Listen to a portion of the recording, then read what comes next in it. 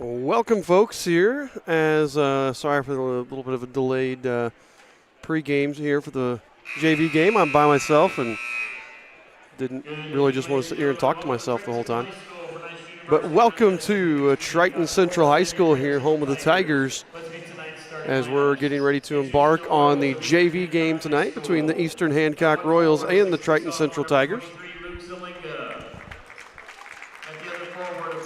You're going to see a little bit of a different lineup here early for the Royals. We've had illness going through the school and have a couple players out tonight.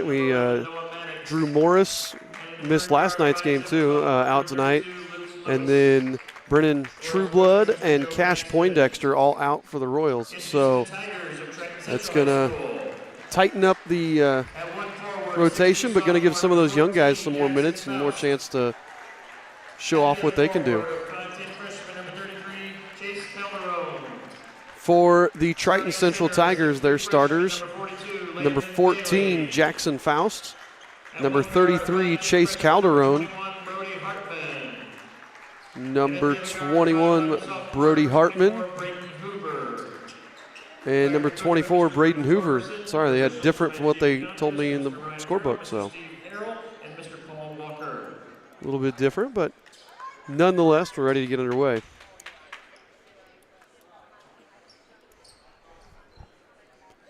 Let us know in the chat how everything looks and sounds. I could turn up my volume. I can't. The camera is actually far away from me, so I can't do anything about the camera because it's not very close to me. Tip comes off to the Tigers. Hoover up top with it. Royals playing a zone here. Probably see a lot of zone tonight. Just, again, that thin bench.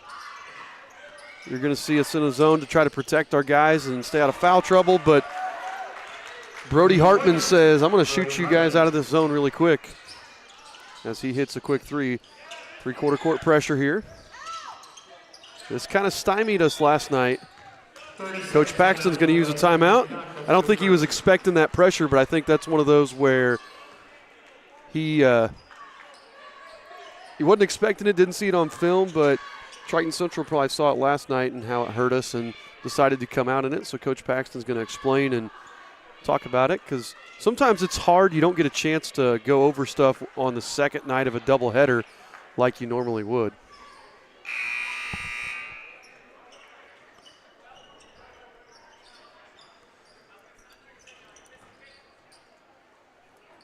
So Jenkins is going to inbound. Again, Jenkins, Lewis, Robertson, Noah Maddox, and then Luke Zelinga getting his first start of the season. Luke's had a nice couple games here lately, so we'll see if he can keep that rolling. He's played really well here in the month of January. Z's got it on the wing over here to Jenkins. Gavin drives with the right hand, gets cut off. That pass got deflected there, or else Lewis would have had a clean look at three. Jenkins now drives again, flips Lewis three on the way. Perfect. Luke Lewis ties the score at three. Gavin Jenkins picks up the assists. Tigers swinging around. It's up top here to Hoover. And they find in the corner there to Faust. They swing it around again. Hoover flips it across to Faust on the skip pass. Just being patient, moving it around the perimeter, not really moving a whole lot. Drive there, dish over, and that is Landon Bailey laying it in for two more. There we go, get it across, and then a foul from Bailey as he fouls Noah Maddox. I think he may have twisted an ankle or stepped on Maddox's foot.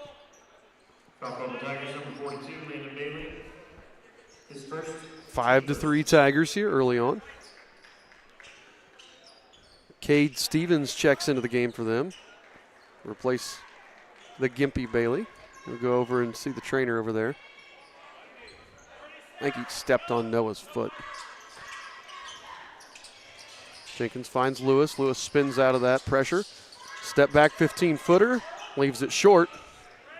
Tigers off and running after that Faust rebound.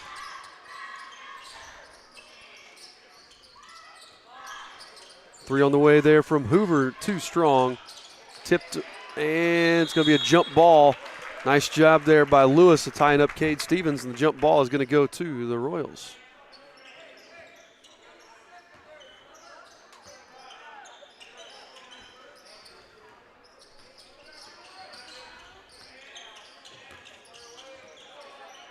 They try to get the ball to the middle. Gavin's got to move just a little bit more there. As that turnover is going the other way. Stevens drives, gets it in. Stevens lays it in for two, his first points of the game. But Gavin's got to move a little bit more because he's just got Hoover right in the line of sight. We got to get that ball to the middle there. 7-3 Tigers, 4 minutes, 28 seconds to go here in the first.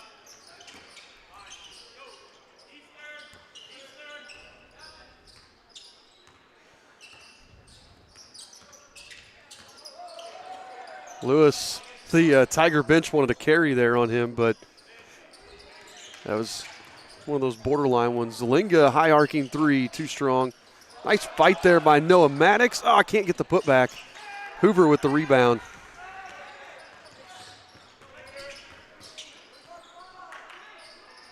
I love that aggression. I love that fight. We didn't really see Noah have to crash the boards like that, but it was nice to see that. Faust, three from the corner is good. Jackson Faust. 10-3 Tigers. They're spreading the scoring out right now.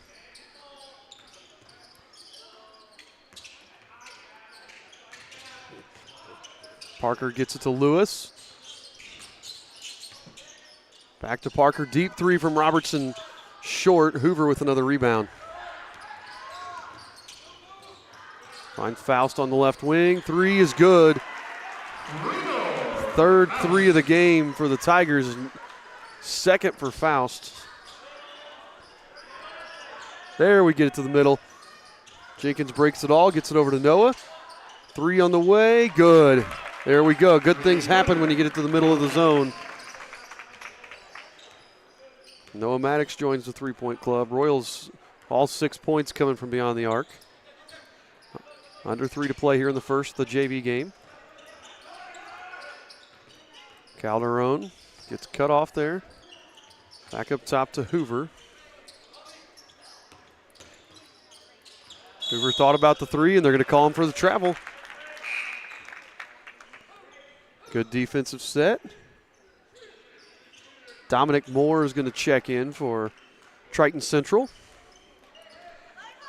2 minutes, 35 seconds left in quarter number one.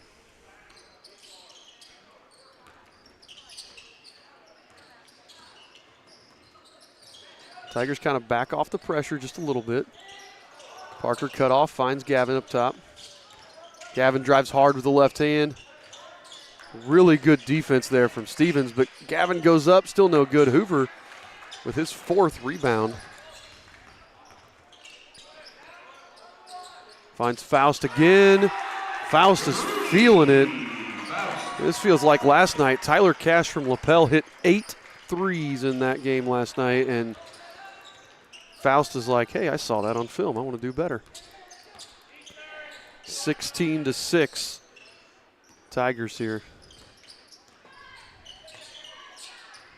You just got to be a little quicker in those rotations in that zone. We're not bad. We're just about a half second behind in everything. Noah gets the cutting Lewis. I like that off the screen. Lewis rises up and knocks it home.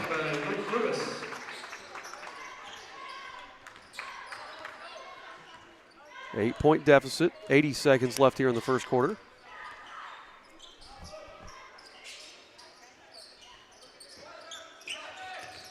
Faust looking to get it into the corner. Hartman gets it back up to Faust, in and out. Tipped around, Zelinga is going to grab the rebound, and Cade Stevens is going to pick up the foul. Nice job by Z there.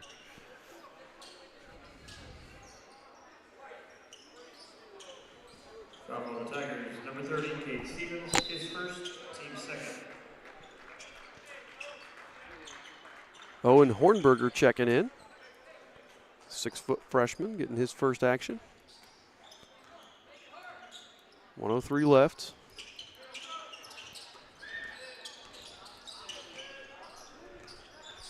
Jenkins, they leave him open. Can't get it, but gets his own board. Back out to Lewis. Turnover there for the Royals. Going the other way, and Noah Maddox is going to pick up the foul. It's going to send Dominic Moore to the line. Foul on the Royals, number 11, Noah Maddox, his first, team first.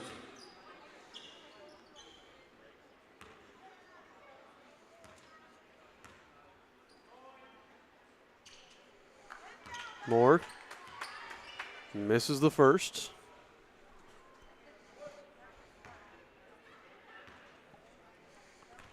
He's got one more coming here. And misses the second. So no harm there, not a bad foul from Maddox. Only the first foul of the game.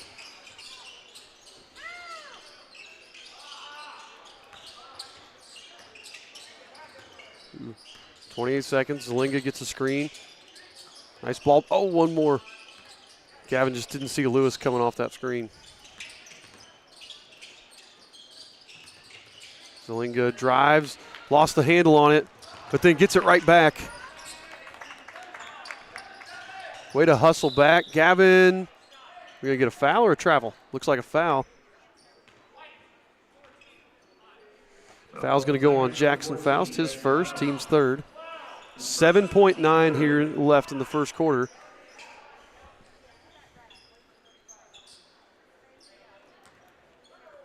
Let's see what kind of play Coach Paxton's got. Lewis off the screen, drills the three. Hoover from the volleyball line leaves it short. And that's a pretty good end of the quarter there if you're the Royals. Down by 10, you score 5 straight, cut it to a 5-point deficit. And at the end of the first quarter, the score Eastern Hancock 11, Triton Central 16. You're listening to the Eastern Hancock Sports Network.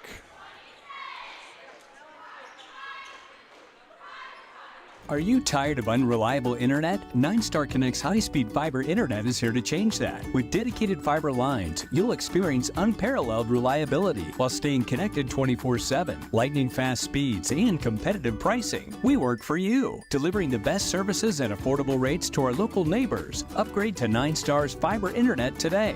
Visit 9starconnect.com to learn how we can keep you connected. Your reliable choice for high-speed internet. 9-Star Connect. All right, getting ready to start the second quarter here. Eastern Hancock trails by 5, but had a really good finish to that quarter. Luke Lewis led the Royals with 8, and Jackson Faust led all scorers with 9 there in that quarter. 5 nights in a row, Tuesday through Saturday. Girls sectionals Tuesday, Wednesday, Friday, Saturday. Boys game Thursday night. Should be Triton Central ball here. They have Moore, Bailey, who else am I missing? Kemper, Henry Kemper, Calderon, and Stevens all on the floor for them. Royals, Landon Frakes has come in, replaced Parker Robertson.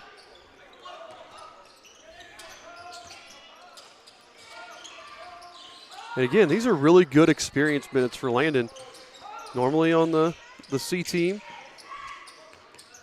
we'll give the coaches a chance like, hey, I'll show you what I can do. As Chase Calderon hits the three.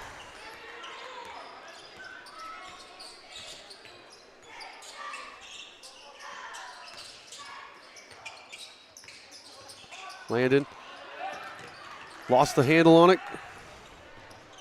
Going the other way, and Dominic Moore lays it in for 2. His first points of the game. Back to a 10-point deficit now. Lewis, 15-footer. No good. Gavin Jenkins with the rebound. Gets it over to Frakes. Frakes gets blocked and comes out to the Tigers. Lewis thought he got there for the charge. Let's see it on the replay here.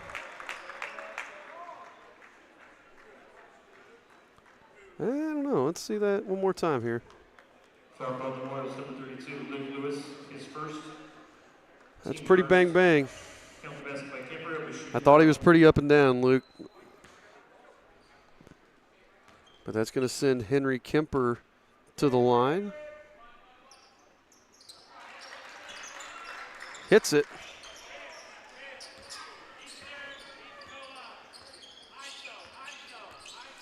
Three-point play now, 13-point deficit after that.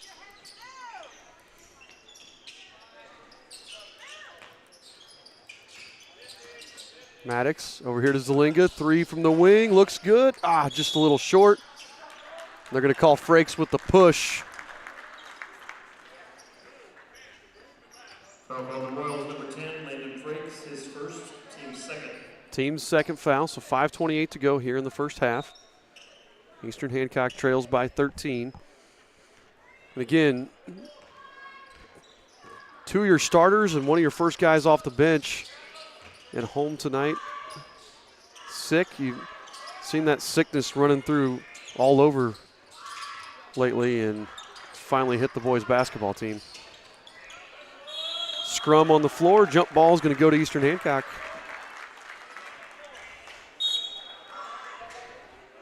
Parker Robertson back in the game. Brody Hartman back in as well. More full court pressure here. Nobody told me if we look and sound good, so I'm just going to assume that I'm talking to myself. Gavin struggles to get it in. Chase Calderon knocks it out of bounds into the Kinsey Cook, Bella, and Stephanie Sotelo cheer block over there.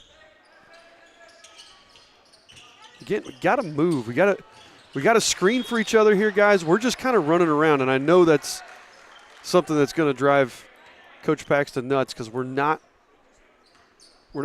getting open in a smart way there. We got to go set a screen or run through something instead of just cutting.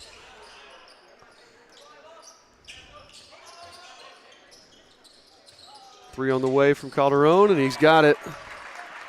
His second three. 27-11 here. Zelinga drives, pulls up from 15, just short. We just can't hit anything right now. We've gotten some good looks. Calderon, Euro steps through. Coach Paxton's going to want another timeout. He uses his second timeout, and we're going to step aside and hear from our friends at NASA. Are you guys ready for prom? Yeah, I am. Are you going for prom royalty? Yeah, I'm going to try and win this year. Yeah, I'm super excited. Reagan, look out! Ah!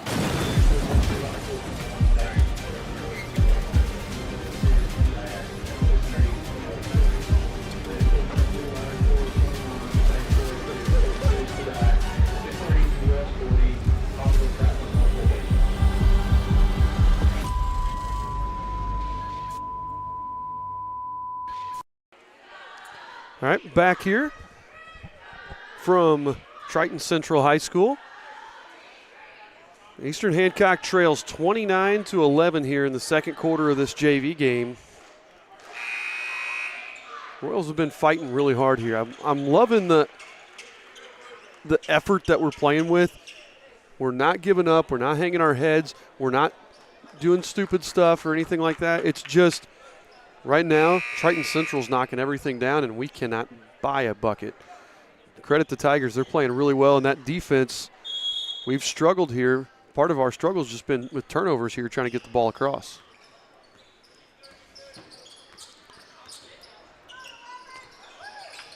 Okay, a couple people telling me everything looks good and sounds good. I mean, obviously, other than it being just me. You know, if you had somebody intelligent on here, it'd sound a lot better. But thank you, guys. I appreciate it.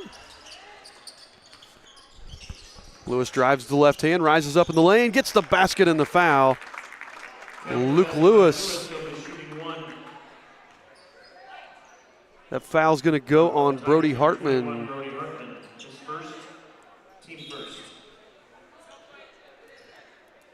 Noah Maddox going to check back in for Frakes as Lewis is going to have a free throw here.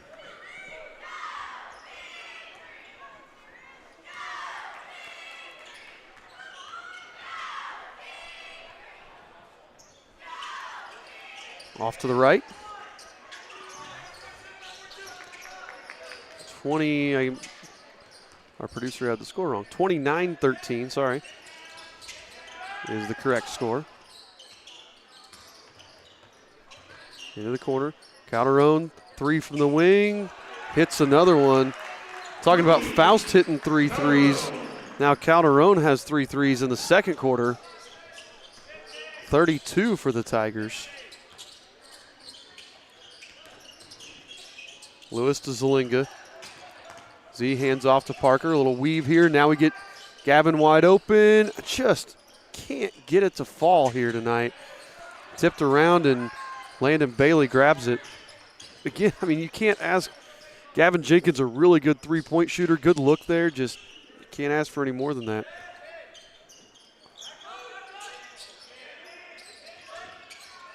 Three minutes, 10 seconds left. Henry Kemper up top. Drives, gets to the lane. No good. Knocked out of bounds. It's going to be Eastern Hancock ball. Caleb Shelley's going to check in. He'll replace Zelinga.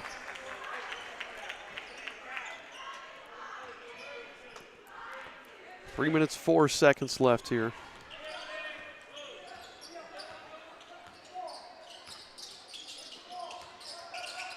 Maddox to Shelley. Now Parker on the wing. Parker's got Noah, 3 on the way. He's good. Noah Maddox with his 6th point. 16-point deficit now. You just got to keep being methodical on offense. And with the deficit, we've had to switch to a man-to-man defense, which again, I think Paxton was trying to avoid as much as foul trouble as anything else. But there we go. We get a turnover. Shelley pokes it away.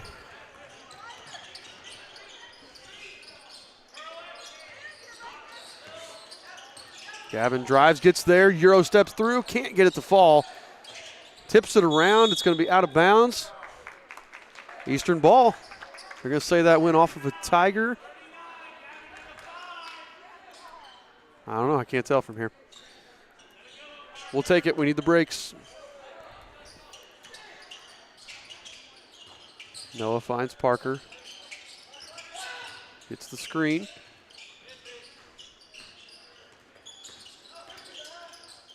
Parker gets a good look from 3. No good. Rebound to Hornberger. Not Hornberger.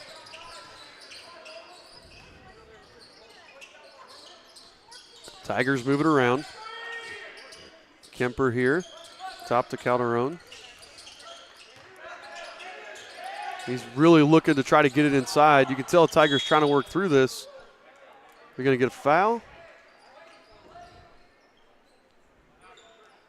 We're going to say that one went on Caleb Shelley. His first, team's 3rd with 1:33 left. Caleb Shelley, his first, team 3rd.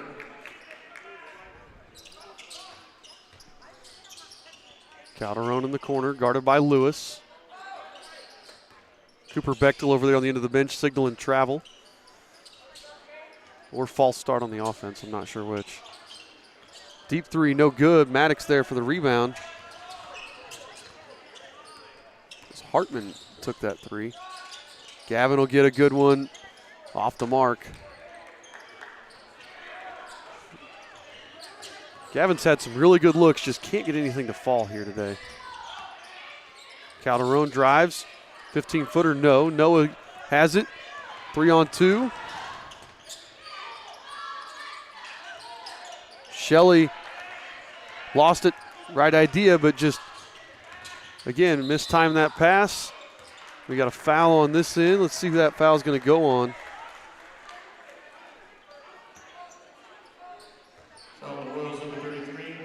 That's Caleb Shelley again, so his 2nd. Cade Stevens now going to go to the line to shoot 2.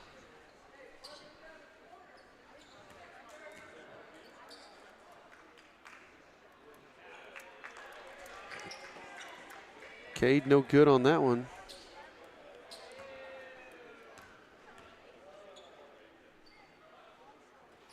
Does hit the 2nd.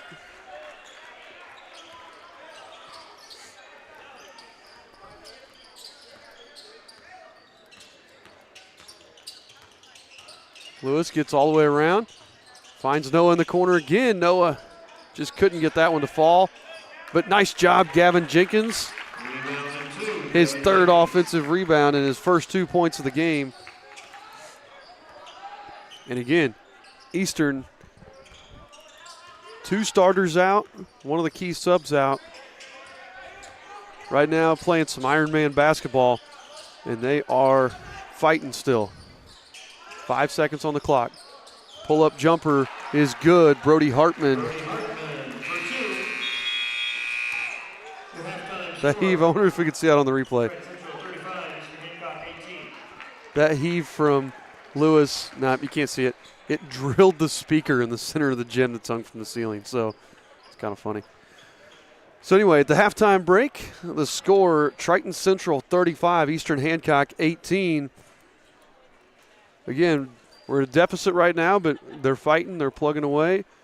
It's all we can do right now, just keep doing what we're doing, and those shots are going to start falling, boys, so keep it up. All right, you're listening to the Eastern Hancock Sports Network.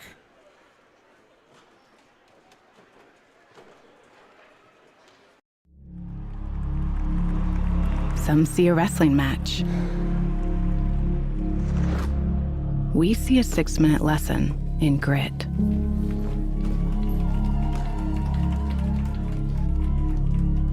Some see a coach sending a runner home. We see a mentor guiding a student athlete into the future. Proud to keep education in front of athletics since 1903.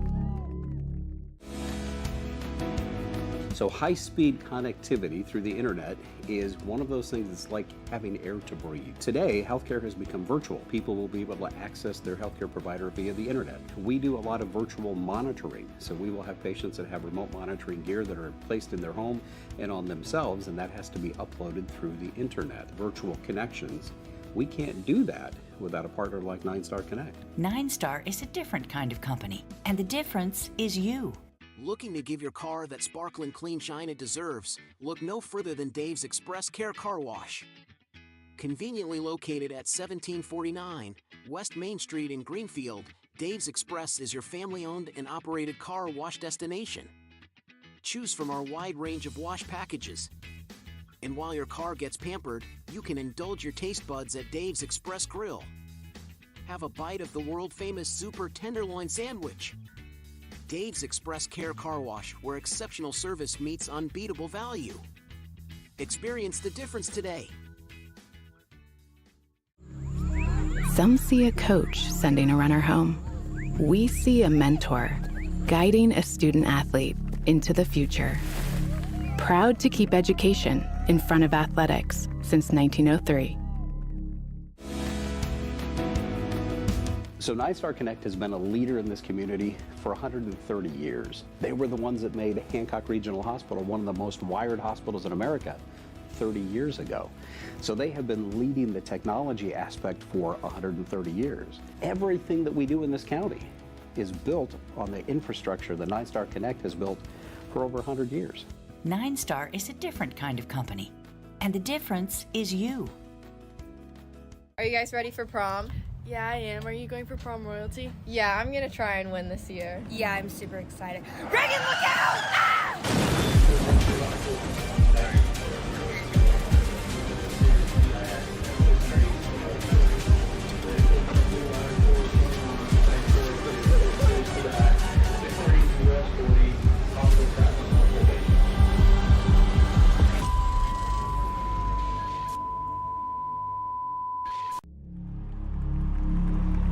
Some see a wrestling match. We see a 6-minute lesson in grit.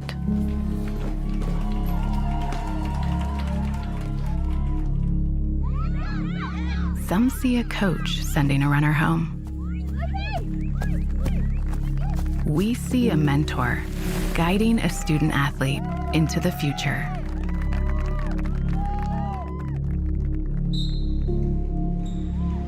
Some see a volleyball match. We see a student athlete learning how to be poised under pressure.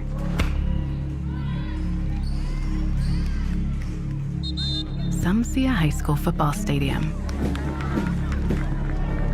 we see the one place where the whole community comes together. Proud to keep education in front of athletics since 1903. Discover the taste of summer at Paxton Farms Sweet Corn. Located just north of Maxwell, 2 miles west of State Road 9 on 600 North. Our sweet corn is handpicked, bringing sunshine to every bite. But that's not all.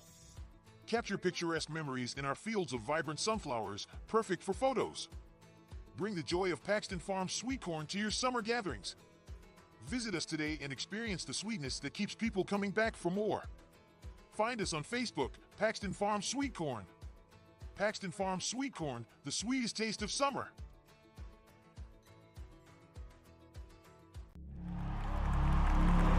Some see a wrestling match. We see a 6-minute lesson in grit. Proud to keep education in front of athletics since 1903. Hancock Regional Hospital and Nine Star Connect have had a relationship for decades. We share a joint mission to support the development of this county. We want this to be the best place in America to live. We, as a healthcare provider, need telecom support, we need utility support, and so in our various locations, we access the services of Nine Star Connect. We would not have been able to do that without that partnership with Nine Star Connect. 9 Star is a different kind of company, and the difference is you. Some see a volleyball match. We see a student athlete learning how to be poised under pressure.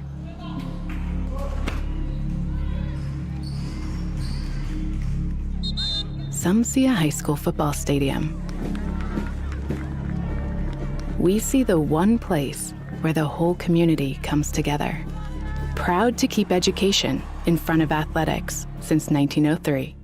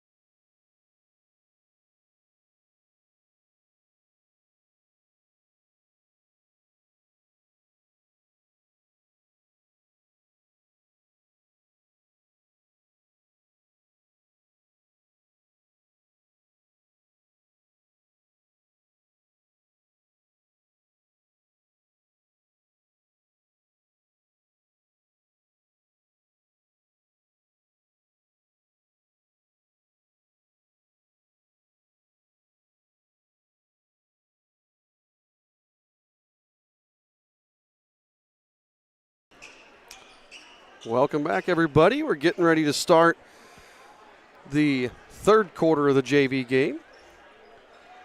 Triton Central leads Eastern Hancock 35-18.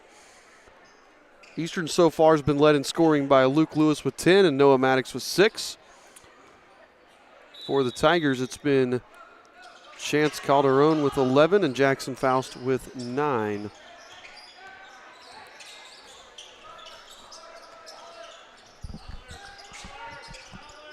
It's like starters for both teams. I can hear, through my headset, I can hear Coach Paxton calling out plays. Seeing what's coming, talking to him about it.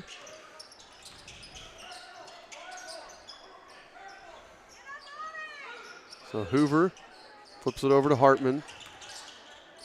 Back to Faust.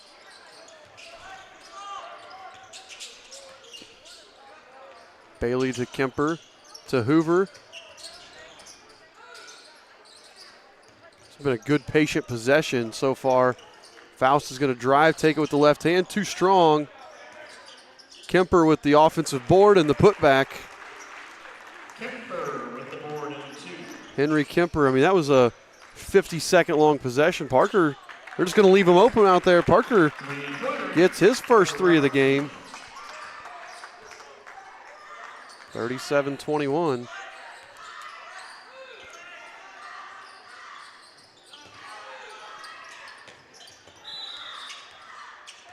Let's say Gavin was getting a little too aggressive there. It's only his first, so not a big deal there.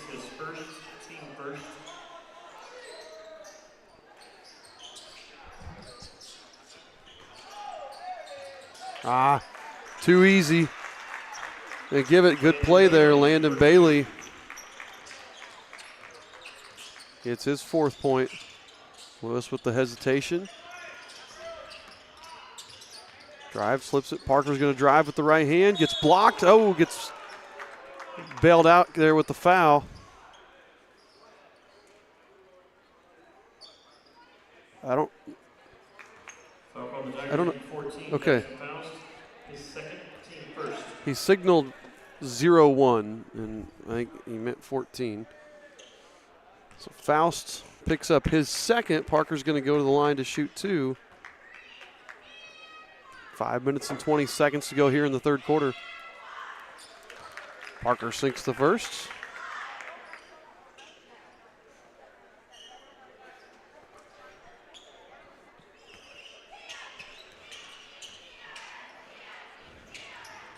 Gets them both.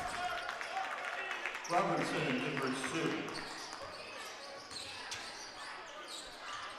Parker's got all 5 here in this third quarter. Faust from the volleyball line, too strong. Gavin Jenkins with the rebound.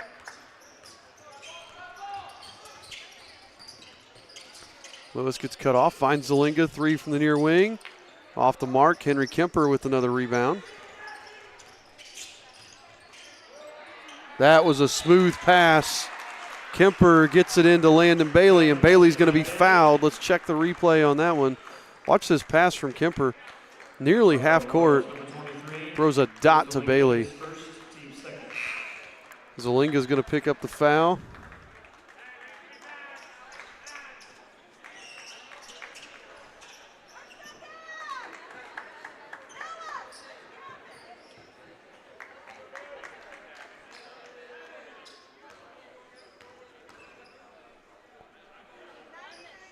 Kemper sinks the other one. He's got 5 this quarter.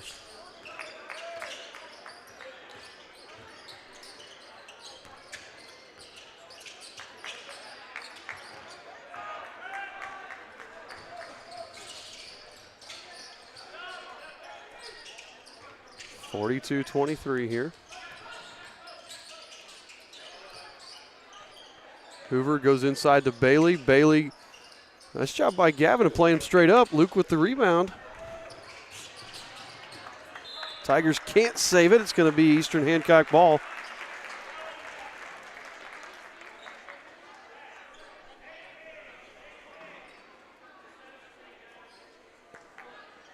4 minutes, 13 seconds left here. Royals trail by 19.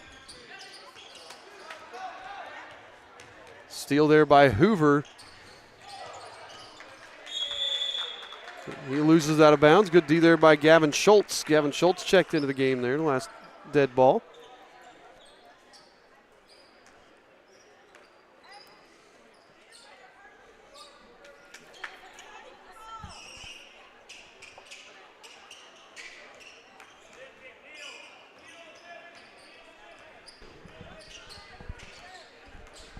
Lewis over here to Maddox. Now to Parker on this wing. Gavin gets grabbed as he tries to drive in on the left side. That's going to go to 42, Landon Bailey, his second. Wholesale substitutions. Calderon, Hornberger, Moore, and who am I missing? Cade Stevens all coming in.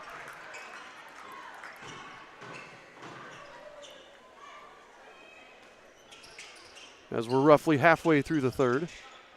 Parker another three. Parker hits another three. He's got 8 points all this quarter. Hoover over to Calderon.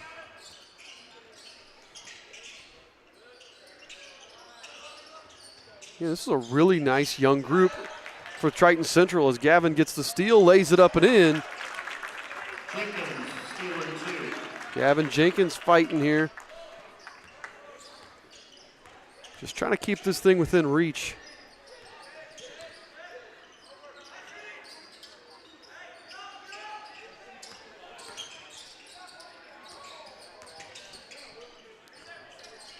Stevens goes inside. Moore over the shoulder, gets the basket and the foul.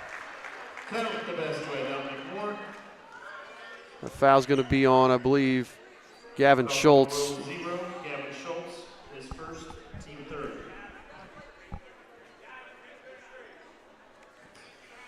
I think Gavin somehow got stuck on the 6'2", or the 6'2" more, and that's not probably what you want in that situation there.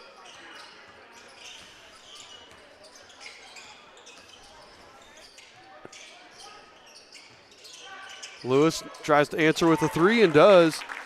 Luke Lewis gets in the action here in the second half. He's got 13. Oh, and then nice job by Noah Maddox to get back and block that shot.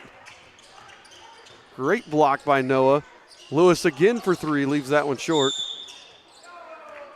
And then he fouls Owen Hornberger there. It's going to be Lewis's second, team's fourth. Number 32, Luke Lewis, his second. That's going to put Triton Central in the bonus. This one's not the bonus. Everything else will be.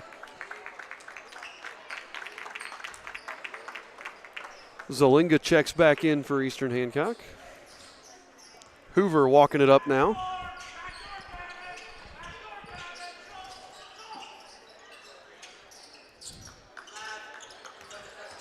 Hoover drives, gets to the rim. Going to get fouled. I don't know if they're going to get Gavin on the reach or Parker with the body. They're going to get Parker with the body. Royals number 2, Parker Robertson, his first, team fifth. And that'll send Braden Hoover to the line. Hoover's done a lot. This will be his first attempt at points.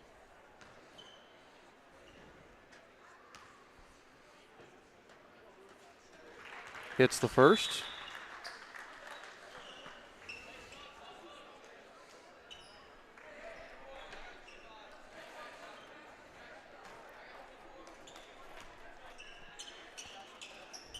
Hits them both. 47-31. 2 minutes, 12 seconds left here.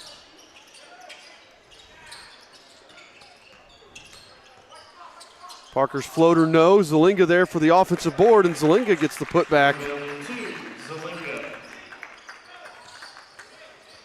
That's Luke's first points of the game. And again, just right now we're keeping it right about where it was at halftime. And then Gavin Schultz just reaches in and steals it away.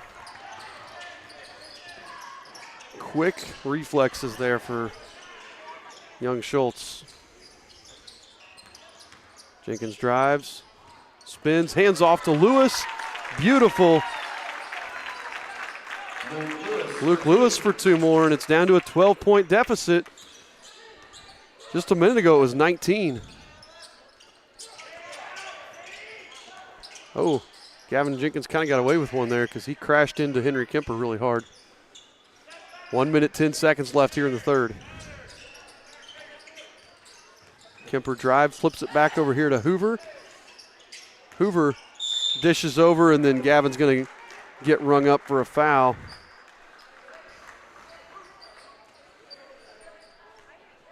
Dominic Moore will go to the line. Hancock's number 41, Gavin Jenkins is second.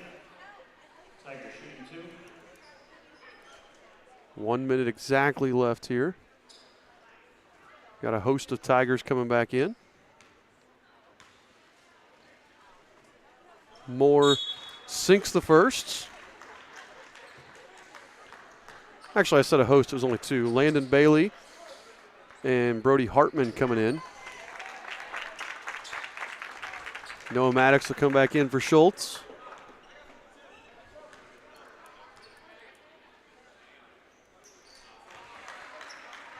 Moore knocks them both in.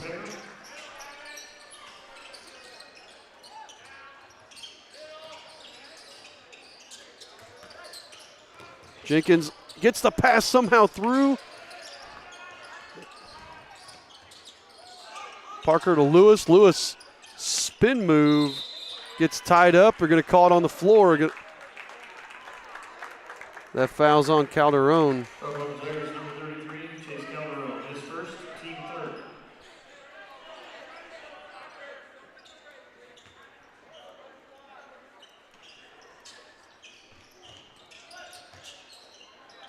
.40 seconds left here. Jenkins gets to the left, puts it up. I think he was expecting more contact than there was, and he misses the shot. He thought he was going to have to go through somebody, and they backed off of him. 24 on the clock. Hartman goes into Kemper. He leaves it short. Offensive rebound, though, and put back. Can't fall. But Landon Bailey's going to go back to the line after that foul. That was Gavin Jenkins, just picked up his third. Royals 41, Gavin Jenkins, his third.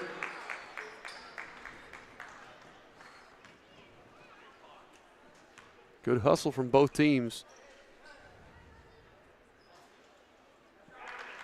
That one rolls in. Bounces all around and falls in for Bailey.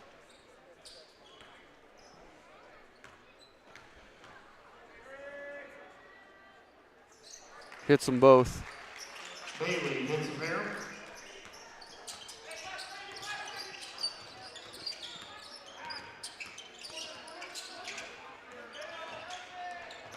Parker gets it across to Zelinga in the corner. Back to Parker. Gavin from the Triton Central logo. That one looked perfect from where we were, but off to the left.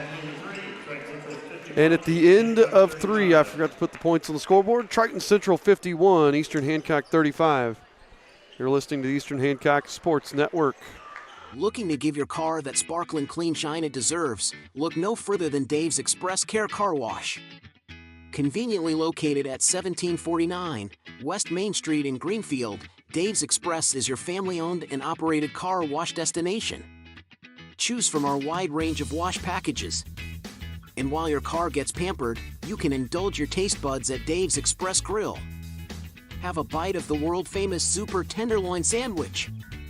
Dave's Express Care Car Wash, where exceptional service meets unbeatable value. Experience the difference today.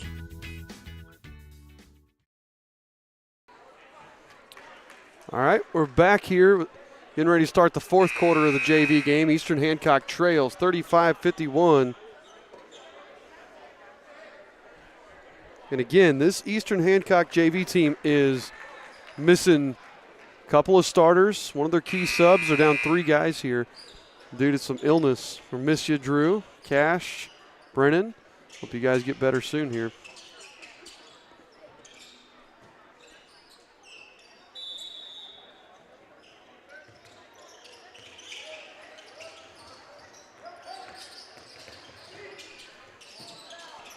Zelinga leaves that one short. Calderon with the rebound.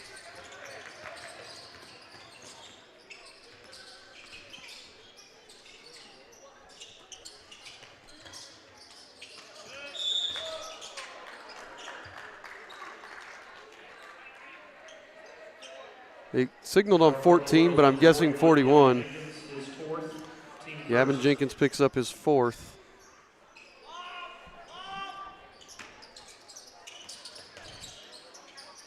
Again, I'm just listening to our bench. Coach Paxton's got, just based on how they align, he's like, this is what's coming. They're going to lob it in. They're going to back screen here.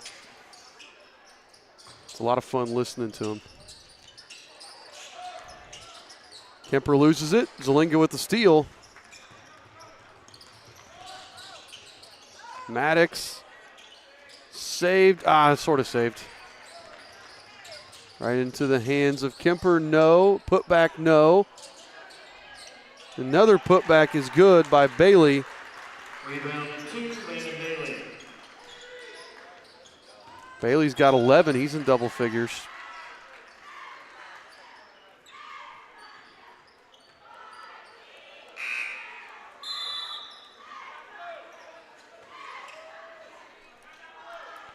Coach Paxton wants a timeout. We're going to step aside and hear from our sponsors. We'll be right back after this. Discover the taste of summer at Paxton Farm Sweet Corn.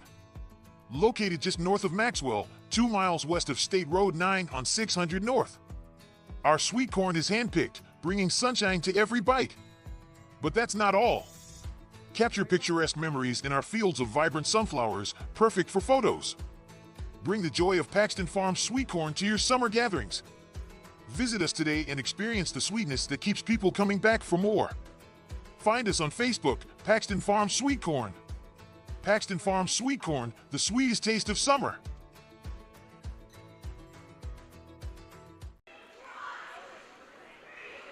All right, so here we are, start of the fourth quarter, or about a minute into the fourth quarter.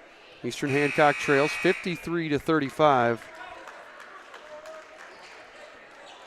And we had it down to 12 right before the end of the third, and a couple quick baskets pushed it all the way back up to 18 here. 5:58 to play here in the JV game. But I love the way that this team has fought. Again, we talked about being shorthanded.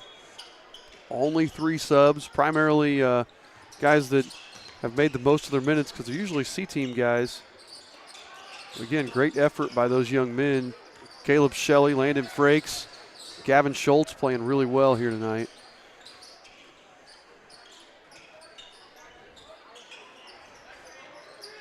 Tigers being patient. Hoover at the top of the key, hounded by Lewis. Gets it over here to Calderon. Now Faust. And just old school flex offense here for the Tigers. And that steal by Lewis going the other way. Has his shot deterred, and Hoover grabs the rebound. Quick 3 from Brody Hartman is good. Three-pointer, Brody Hartman. His 8th point of the game.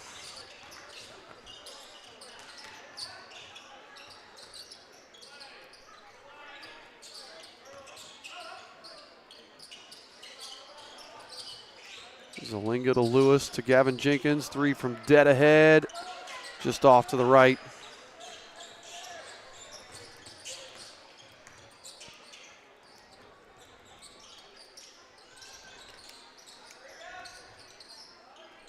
Hartman again for 3, off the mark. Noah Maddox beats everybody to the ball.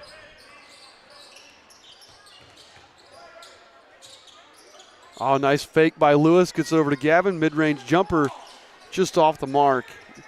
And Gavin's just had one of those nights. Nothing's gone in for him. Normally that mid-range shot is just his bread and butter.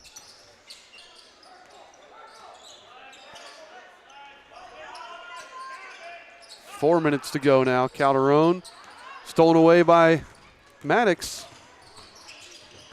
Noah's going to take it all the way in. Maddox with the steal in 2. His first points of the half. He's got 8.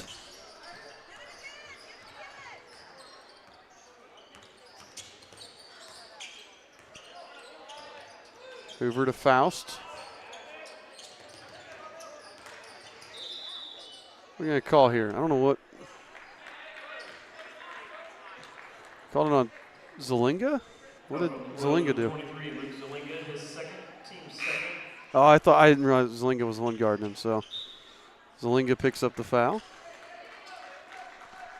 Sorry, I thought it was Gavin guarding him, but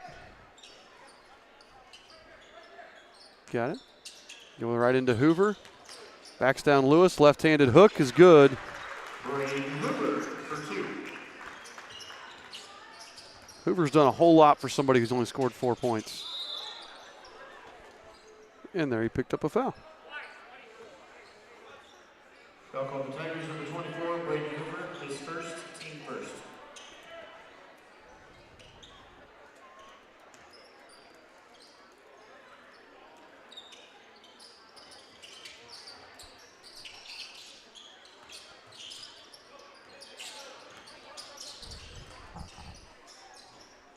There's Lewis at the top of the key.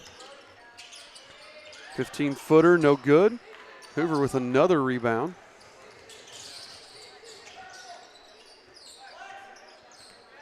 Three minutes to go in the game. Faust to Calderon.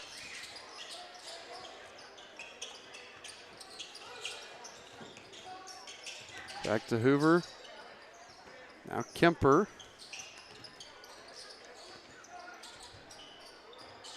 Again, Triton Central looking just, I think they talked about in the last time out, just layups or clean looks off of a blown defense here is really what they're looking for. They're being real patient. Hartman drives in, gets it just over the front of the rim. He's in double figures now with 10. They've got 60 as a team.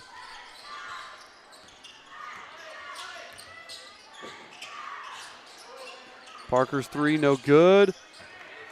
Kemper just takes it away from Gavin Jenkins. Gavin thought he had it. 30-second timeout by the Tigers. Tigers going to take a timeout, but just to get subs in, so they're not going to use the timeout.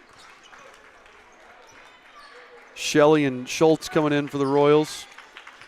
Probably seen the last of Lewis and Jenkins.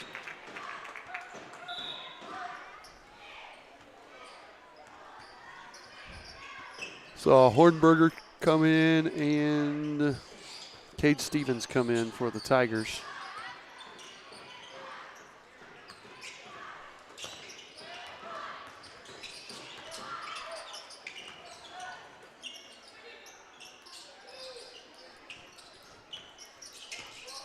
Landon Frakes will come in next dead ball for Eastern.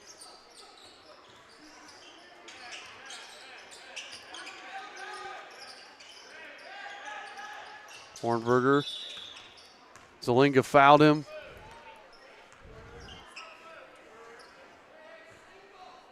That foul was just to stop the clock so that we could get Frakes in there.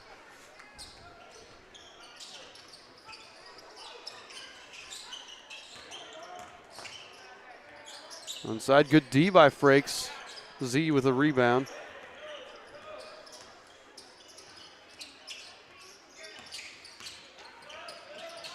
Shelley to Zelinga. Back out to Schultz. 60 seconds remaining. Zelinga catch and shoot, no. Landon Frakes with the offensive board. He goes up with it and he's fouled. Landon Frakes is going to get 2 free throws here. Foul called the Tigers, number 33, Chase Calderon, his second, team second. Chase Calderon with the foul.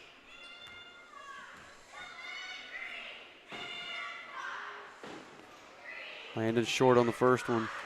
Come on, Landon, you got this.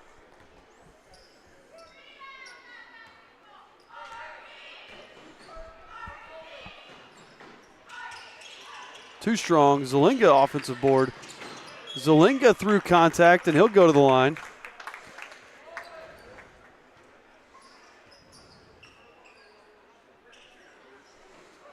That one went on Hornberger. Tigers from 32, Owen Hornberger, his first, team third.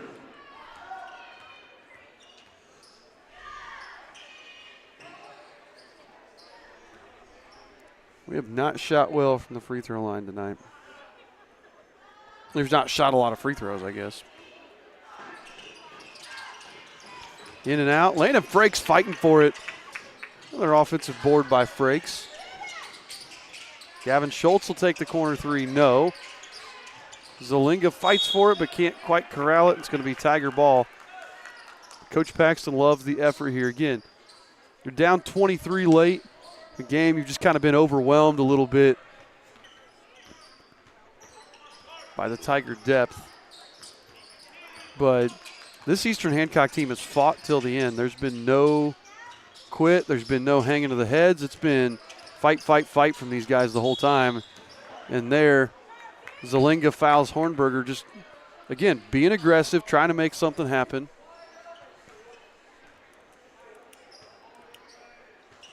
Foul 19 seconds left. Number 23, Luke Zalinga, his fourth, team fourth.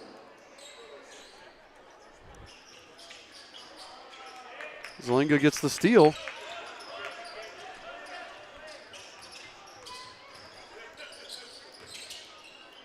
Robertson banks in the three.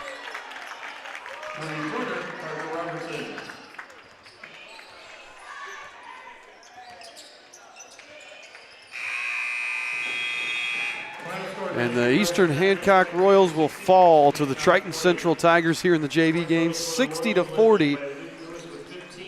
But again, I think it's one of those that if you talk to the coaches after the game here tonight, you're disappointed with the outcome, but you're not disappointed necessarily with the execution, the effort, the way we played. This is a team that, it would have been really easy there at halftime when they were down by, 17 at halftime. It would have been real easy to just pack it up. But again, basically played the Tigers even the entire second half. If you just take out that second quarter, this is a really good game. So way to fight back, way to keep plugging if you're the Royals. But we're getting ready here to start the varsity game. We'll be take our 20-minute break while the varsity warms up, and then we'll return with the varsity game at that time. I'm going to take a break and go get some nachos and a Mountain Dew, and I'll be right back in 20 minutes with the varsity game.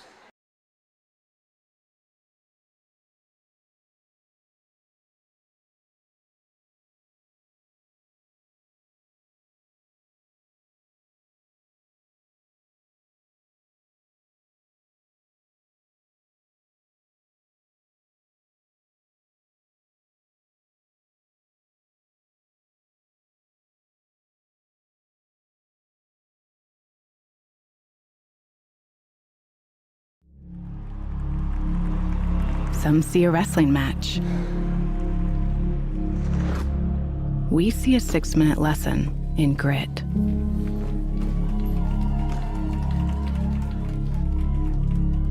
Some see a coach sending a runner home. We see a mentor guiding a student athlete into the future. Proud to keep education in front of athletics since 1903. So high-speed connectivity through the internet is one of those things that's like having air to breathe. Today, healthcare has become virtual. People will be able to access their healthcare provider via the internet. We do a lot of virtual monitoring, so we will have patients that have remote monitoring gear that are placed in their home and on themselves, and that has to be uploaded through the internet. Virtual connections. We can't do that without a partner like 9-Star Connect. 9-Star is a different kind of company, and the difference is you. Looking to give your car that sparkling clean shine it deserves? Look no further than Dave's Express Care Car Wash.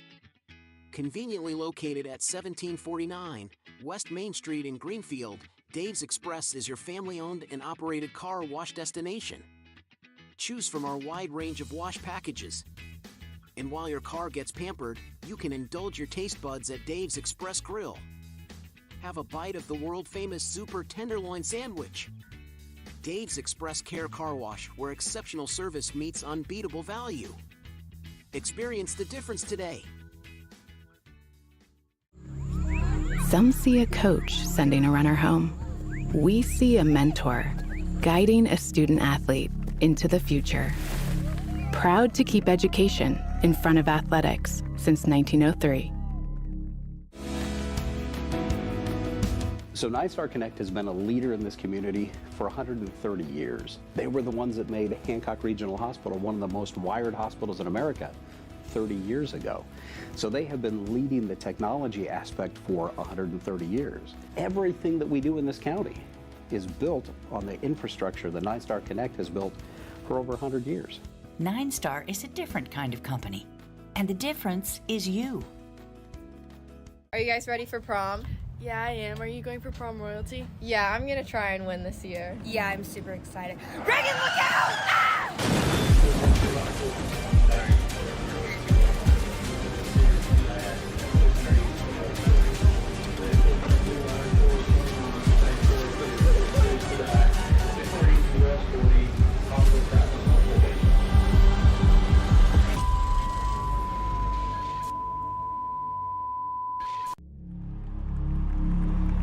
Some see a wrestling match. We see a 6-minute lesson in grit.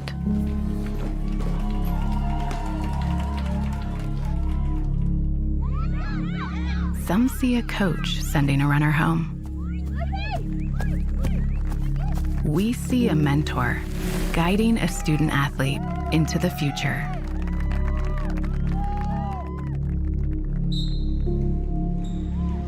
Some see a volleyball match.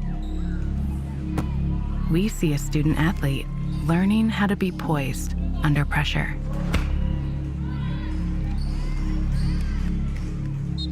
Some see a high school football stadium. We see the one place where the whole community comes together. Proud to keep education in front of athletics since 1903. Discover the taste of summer at Paxton Farms Sweet Corn. Located just north of Maxwell, 2 miles west of State Road 9 on 600 North. Our sweet corn is handpicked, bringing sunshine to every bite. But that's not all. Capture picturesque memories in our fields of vibrant sunflowers, perfect for photos. Bring the joy of Paxton Farms Sweet Corn to your summer gatherings. Visit us today and experience the sweetness that keeps people coming back for more. Find us on Facebook, Paxton Farms Sweet Corn. Paxton Farms Sweet Corn, the sweetest taste of summer.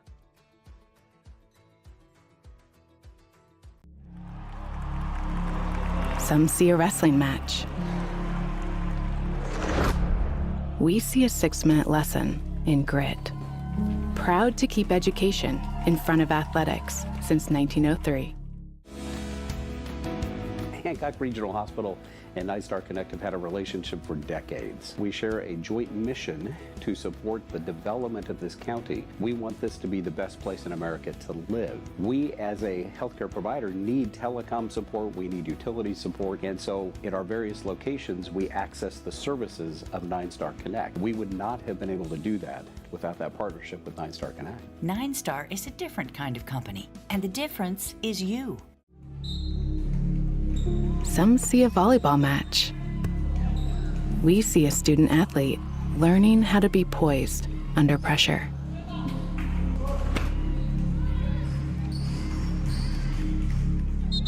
Some see a high school football stadium. We see the one place where the whole community comes together. Proud to keep education in front of athletics since 1903.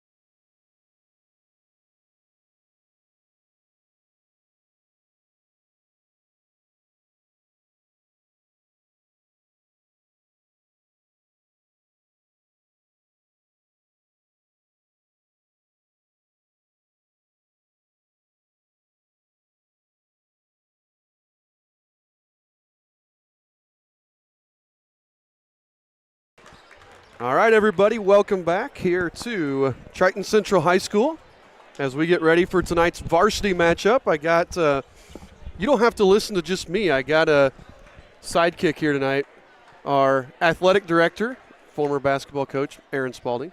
Glad to be here. This should be an excellent matchup tonight. Preview to a possible sectional foe, so looking forward to tonight. Yeah, I think this is one of those that, according to the Sagarin computer rankings, I think it's us, Triton Central, and Crystal House are the top three. But I think all the top 6 teams are all within like 8 points of each other in the sectional. Yeah, if you're paying attention last night, I believe it's either Crystal House or Triton Central have the highest Sagarin rating. But last night, Cecina, who's also in our sectional, was able to beat Triton Central. So there's a lot of teams that could make a run in that sectional and pull it off. Look at here for Eastern Hancock, the starters. If I can get them on here. Number 25, Eli Manship. Number 43, Caden Rubel. Number 5, Caden Powers. Number 15, Landon Loring. And lastly, number 33, senior Luke Schilling.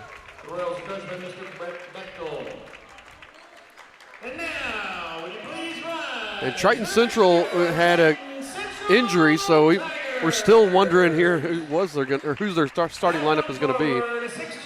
Yeah, they had a really big blow last night early in the game.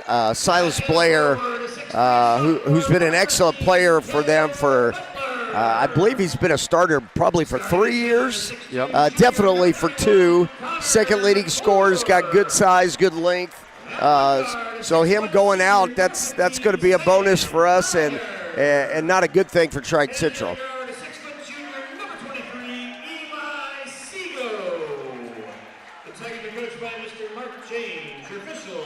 So I even had Silas Blair as our player to watch tonight for the Tigers. So he and Caden Rubel, that matchup inside was what I was looking forward to. Yeah, that is not going to come to fruition tonight. Nope. All right, we're going to step aside for the national anthem, and then we'll be right back. Oh, say, can you see by the dawn's early light what so proudly we hailed at the twilight's last gleaming, whose broad stripes and bright stars through the perilous fight o'er the ramparts we watched were so gallantly streaming, and the rockets' red glare, the bombs bursting in air, gave proof through the night that our flag was still there. Oh, say, does that star-spangled banner yet wave o'er the land of the free and the home of the brave?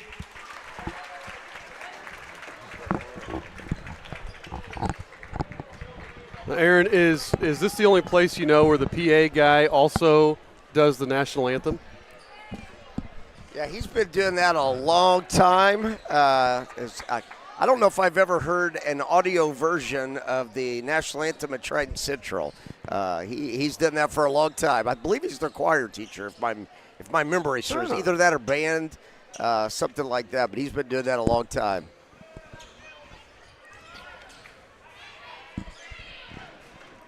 So Rubel and Connor McClure getting ready to jump it. With Blair out tonight, I think we could really establish inside. I think Caden could do a lot of good things if we get the ball there in the low post. Just they don't have a physical presence with Blair out. I think we can take advantage of that tonight.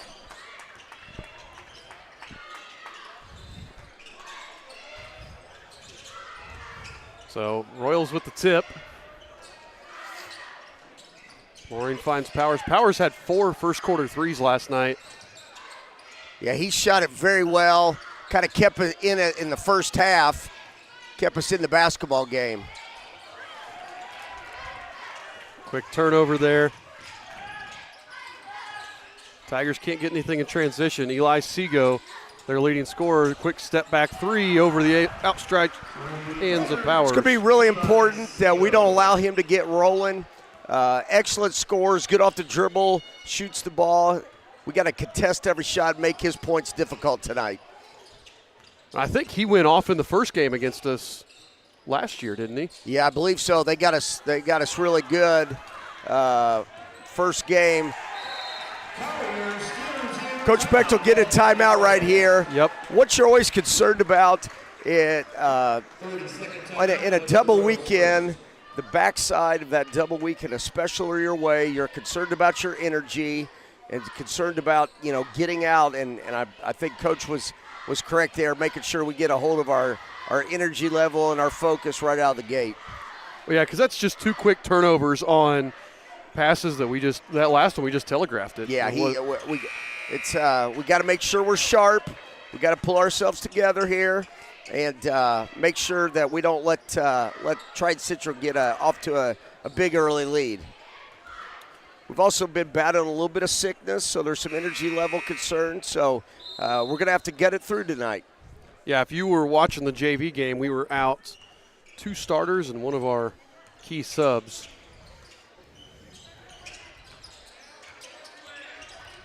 We're not missing anybody on the varsity, but I know several that have been sick. Loring takes it to the rim. Rubel couldn't get the tip. Seago pushes the other way. Kicks it out to Brody Cirillo, who just came in. Who else came in? Yeah, they had 2 kids that got off the end of the bench immediately when the tip was. So I don't know if there was maybe a punishment of some type, but they literally got off the bench as soon as the tip went up. Thought that was a little odd. Yeah, Cirillo and Grant Long is the other one. There's Seago again. I think it's important right here. I'd like to see us get a post touch right here, get the ball inside, see where we can go from there. Now, Grant Long, number 40, is a little bit bigger, but... Yes, he is. He is bigger than who they started. Loring deep three misses, but Eli Manship out to Powers. There we go. Like I said, I think Caden, he's bigger and stronger than anybody on the floor tonight, so he's going to be a key. He's going to be a key tonight. So the Tigers, number 40, Grant Long, his first, team first. And they're going right back. That's the 2 that started. Yeah, that's Kel Butler and that'll be an interesting thing to follow tonight if they're going to keep rotating those 2 guys or those 4 guys, I should say, in and out.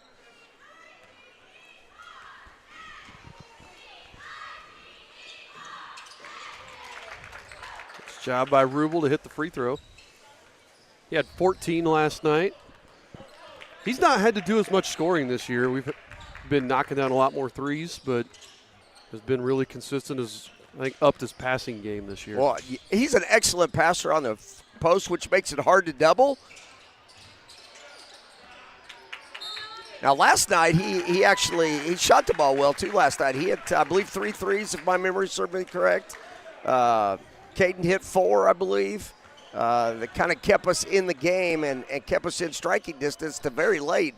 We had a shot to cut it to 2 with maybe a minute left. Just didn't get it to go, and LaPel was able to hit some free throws to seal it.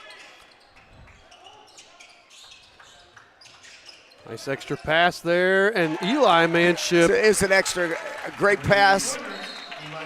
And to create a turnover right there. Eli, good little segment. Eli gives us good energy, hits a 3 right now, or right there, and then immediately creates a little havoc in the backcourt for a turnover. So we're right back in it. 7-6, Tigers lead. Powers for the lead. Powers hits it.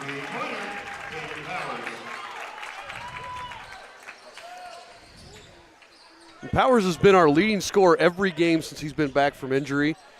Was injured over Christmas break, and he has really shot the ball well this year, all year long for the most part. Now, I don't have his statistics since he's been back. No. But done an excellent job. He's shooting 50% from the field. Yeah. And I don't, what is his three-point percentage this year? 43%. 43%, which is excellent. Anything over 35% is a good bonus. I like the action right there. Screen down for Caden, then had Caden Seal in the post, pick up a foul. Yep. From Tigers, number 31, Connor McClure, his first, team second.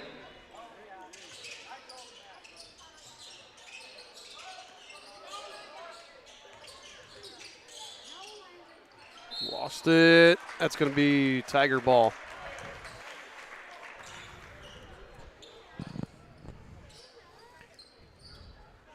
Early on, we've turned it over a little bit more than I know anybody's comfortable with. Got to make sure we get a good shot every time down the floor. Seago just. Well, what he did right there is we tried to take away. He was going off a ball screen.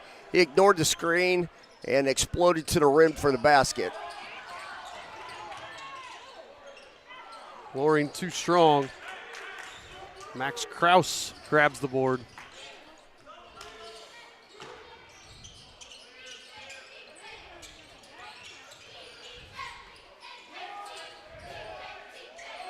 Yeah, Seago's just an explosive player. He is. He's very explosive off the dribble. And we got to be quicker, especially without Blair. I think we got to be quicker on that help side D. Yeah, we got to make some other guys do some things. They don't have another double-figure scorer outside of Seago on the floor. Cale Butler in and out. Rubel with another rebound. Butler is an over 40% shooter from three on the year, so he definitely is capable. Rubel tries the spin move. Seago off the mark. Rebound McClure. They kick it back out. Oh. I thought that was clean. Early on here, two things we've got to clean up as the game goes on. We've got to turn the ball over less, and we got to make sure we don't give up offensive rebounds, because what those are is shots that we're not getting on one end, and then extra shots they are getting. They had 3 opportunities right there to score. You give a team, that they could go 33%, which is not a great field goal percentage, and still come up with something. So got to make sure that we're taking care of those two things as the game goes on.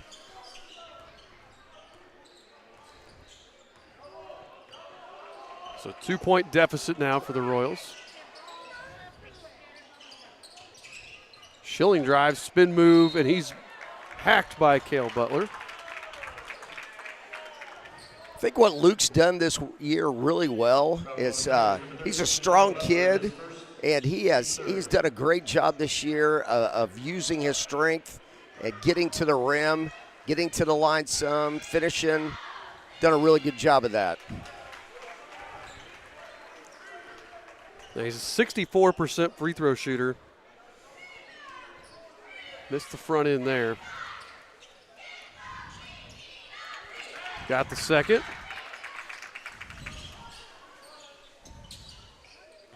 What they're doing is really trying to make it hard on Seago to get the ball.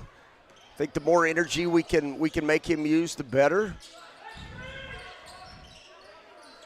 I mean, is that the goal here, just to make him expend energy in the backcourt? I think it's so. I think it's just to make him work.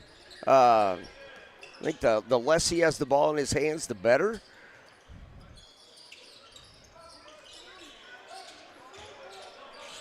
Trying to go inside there to Kraus. Over, a little hook shot. Yeah, that's a tough assignment down there for Caden. He's given up some size there, both height-wise and weight-wise. But he'll answer with that right there. Yeah, 3's better than 2 anyway. It's what I always say. So, Caden's second 3 ties it back up. Yeah, in the third quarter of the JV game, Gavin Schultz somehow switched onto their big. And he just backed him down from about the 3-point line. Yeah, that's the danger when you switch in man, is you get some mismatches. that are not in your favor. So you got to be careful of that and make sure you have your rotations. There's Butler getting to the rim. Well, that's part of that. You talk about the sickness. You know, normally Gavin's a C-team guy. Yeah. Not used to some of those rotations. Yep. Nice take, Schilling. So again, Luke doing a nice job getting to the basket. So 15 all here as we wind down the first quarter. Thought we've done a nice job after Triton Central had a good start, getting ourselves gathered again. We're right in the basketball game. Yep. And it all started that timeout from Coach Bechtel. If you get a hold of it early, make a quick turn, get the ship righted, so to speak. So again, Tiger's going to hold for the last shot here. Or at least I assume that. I say that, and then the kid decides to go on his own at 15. This type of setting, it doesn't look like we're going to force it. You always want to take a layup if you can get it. But otherwise, you want to. Seago kicks to Butler. Airballs the three. And that'll do it for the end of the first quarter. The score, Eastern Hancock 15, Triton Central 15.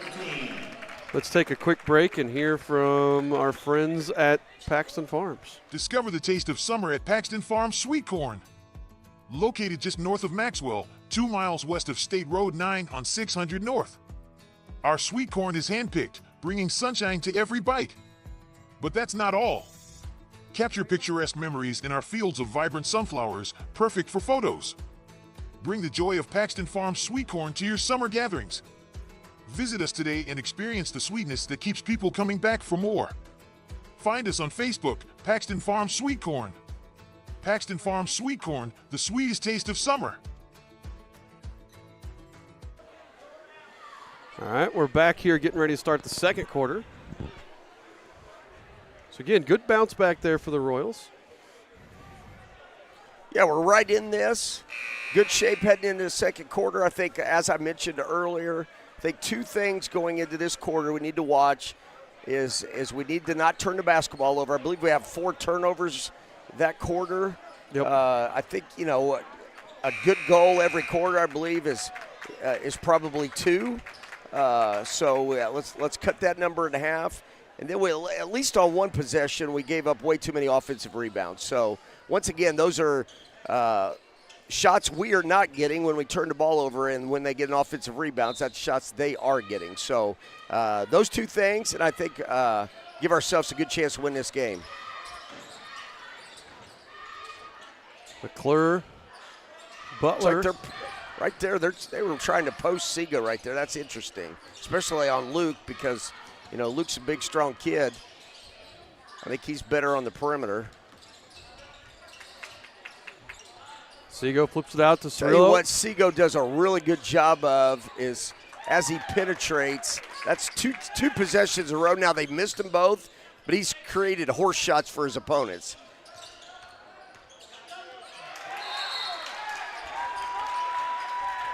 That's really good help there. What they did is they brought the help from the baseline. As Caden was making his move, he turned into the help. And so just got to recognize where the help is coming from. And then obviously Caden's a good passer, so we got to find the open guy.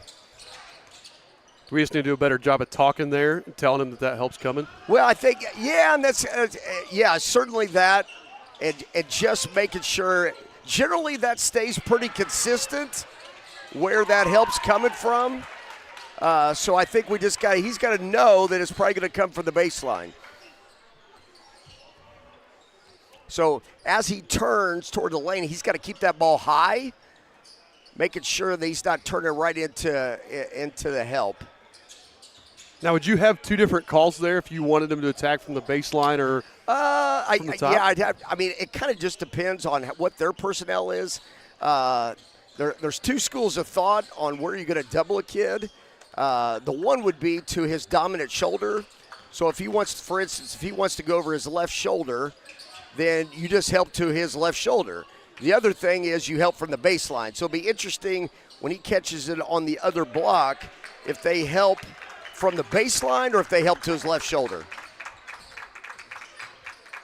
Good defensive possession, but Max Krause hits the shot.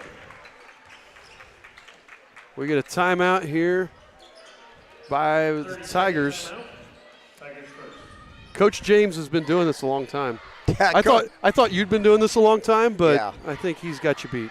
Coach James, interestingly enough, in my high school career, he was the head coach of the team that put us out for the sectional. My final game as a high school player at Warren Central, he was at Franklin Central. He was there a long, long time. Prior to that, he's at Covington. Then he went to Ben Davis, Perry Meridian, and I think he wanted to end his career back at a small school where he started, similar to Covington. And, Coach James is a great coach. He's an Indiana legend. Just great to be able to compete against him. Yeah, 625 wins, 43 seasons as a head coach. Some people have a hard time living 43 years, let alone coaching exactly. that long.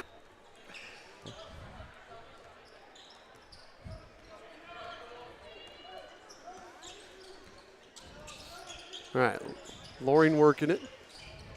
Rubel in the corner. He's looking for that skip pass, finds Schilling. Get in there. It's a good look. Good look for Luke. He's got to take that. Good job. Nice job by Caden. Caden did a nice job right there, converting, hustling down the floor. That's the type of things that those are the type of plays I'd call that a championship play. Create a layup. So now you give yourself a chance to tie the game instead of being down 4. Exactly. So Luke Manship in the corner.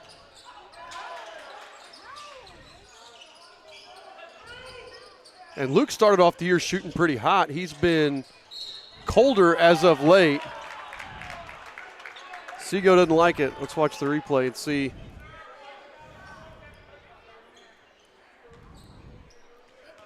I think if you're the offensive player, you're begging for a foul. If you're the defensive player, you're certain that you didn't foul on that one. Yeah, that's one where both coaches, both players are not gonna be happy with it.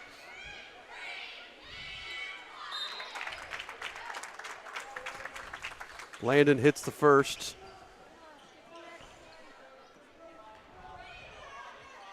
Has a chance with one more to tie it.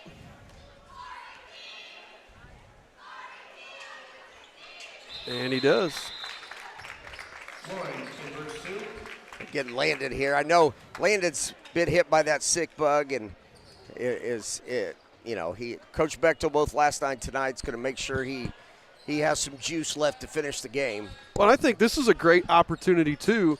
You don't know what's going to happen in the sectional. He could get in foul trouble. Yep. You got to have some guys who can play if needed. Yep, he sure did. You got to be able to have somebody confident enough to run the point if you have a situation where you need him there. Seago right there had, and what he really does is now his feet were faster than his mind that time. He used that ball fake, which is sometimes affectionately known as a shimmy. Gets the ball moving one way, then goes the other. His feet got moving too fast that time.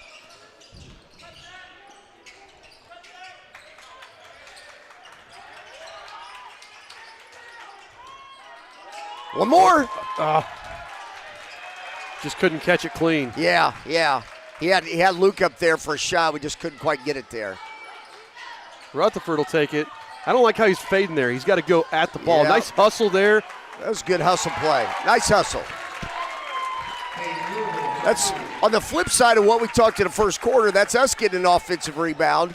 Gives us an extra possession. A lot of times offensive rebounds lead to really good shots because the defense is scrambling. So that's a good possession there for Eastern Hancock. Cirillo out to Seago. Seago Triton Central fans wanted it to be on the shot.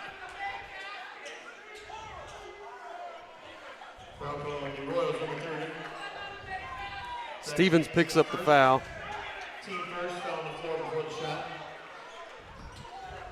They wanted that bucket to be good. Yeah, I'm just listening to the fans over here. Yeah. Well, Coach James, I think, is saying something similar. They didn't like that we got the call on. Kicks it out. Kraus 3 is good. That's where Seago, again, he does such a good job as on his penetration, draws the help, and then he finds a guy who gets a really clean look. Schilling took his eyes off of it there. Seago up ahead. Oh, Collier took off and had nowhere to go, and I think Rubel's hustle ended up getting well, I think Caden was anticipating the shot, and he was so out of control that he couldn't get a shot even up. Maybe bailed him out of Tad there. But again, I love the hustle from Rubel right now. I really like. I think Caden's put a lot of energy, especially converting on the defensive end. Still like to see us maybe get some post touches. I know we had the one time where they had the good help, but I don't want us to go away from that.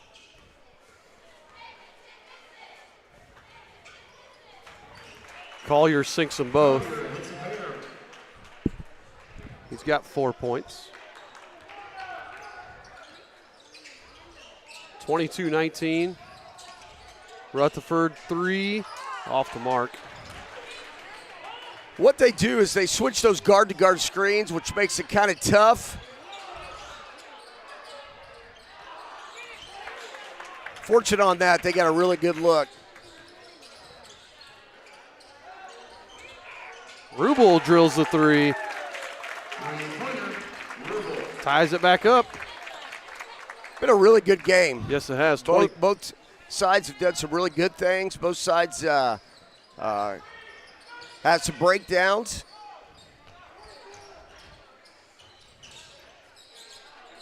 Seago too strong. That one hit the wire, but no call there. Rubel needed the rebound to add to his total anyway. Rubel has it poked away. Butler, and that's not Rubel's comfort zone out there at the center court circle. Yeah,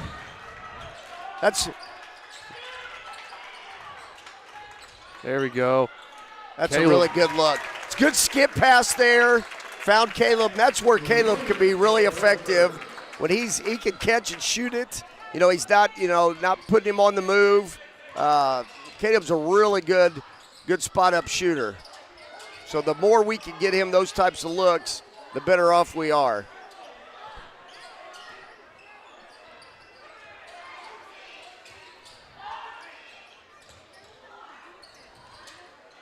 One definite difference I've noticed with Connor McClure out there, he has not attempted a 3 all season. And so Rubel has his heels basically in the paint. He's got his full feet in the paint. Yeah. And that's where they're kind of missing Blair. See, that's where they miss Blair. I mean, because I know Blair could shoot it. Yeah, that's not giving them as much to drive. Stevens, deep 3, buries it. Zach Stevens fielded it from downtown. That was a college tree right there. It's the biggest lead of the game now. Eastern Hancock up by 4. Now this just shows a difference.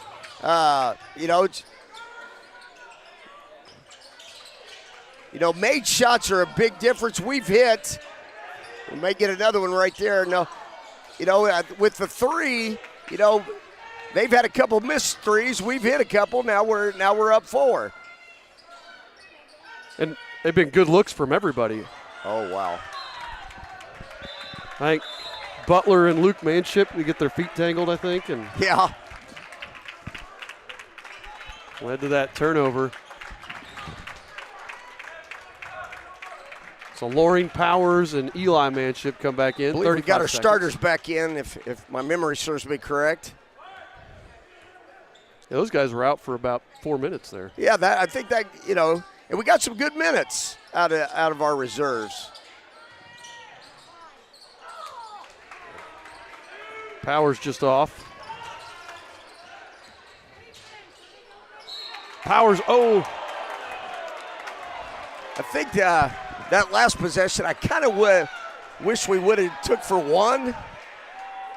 Now the best part, if you can see us on the replay, watch Bechtel in the corner. Yeah, that's the. Yeah, he wasn't overly thrilled with the call, but what I would have liked to see maybe that last possession is us just get one shot where we could either go in, maybe 6 or 7, and we still may, as Seago misses the first one. I think what you're seeing right now, maybe a little bit setting in for Seago, is what we started with early in the game is just trying to wear him down a little bit, and all of a sudden your shots get a little bit get a little short.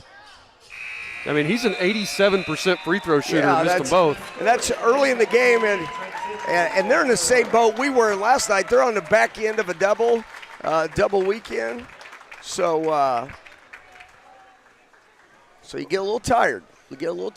Well, and we talked about Blair getting hurt in the first quarter, so I think Seago had to carry probably a heavier scoring load last night as well. Yeah, I talked to Coach Bechtel this morning about the game, and he said they at one point, Cecina was up maybe 15, 18 or something of that nature. Wow. And Seago brought him back all the way back to, and obviously they had their players, but he was the guy who's doing all the scoring, or a lot of the scoring, and they got it all the way down to 3, just ran out of energy. So I'm sure you're right that he used a lot of energy last night. So we're going to go ahead. We're going to take our break here for halftime. Eastern Hancock with the 4-point halftime lead. See if we can extend this when we come back after the halftime break. Some see a wrestling match. We see a 6-minute lesson in grit.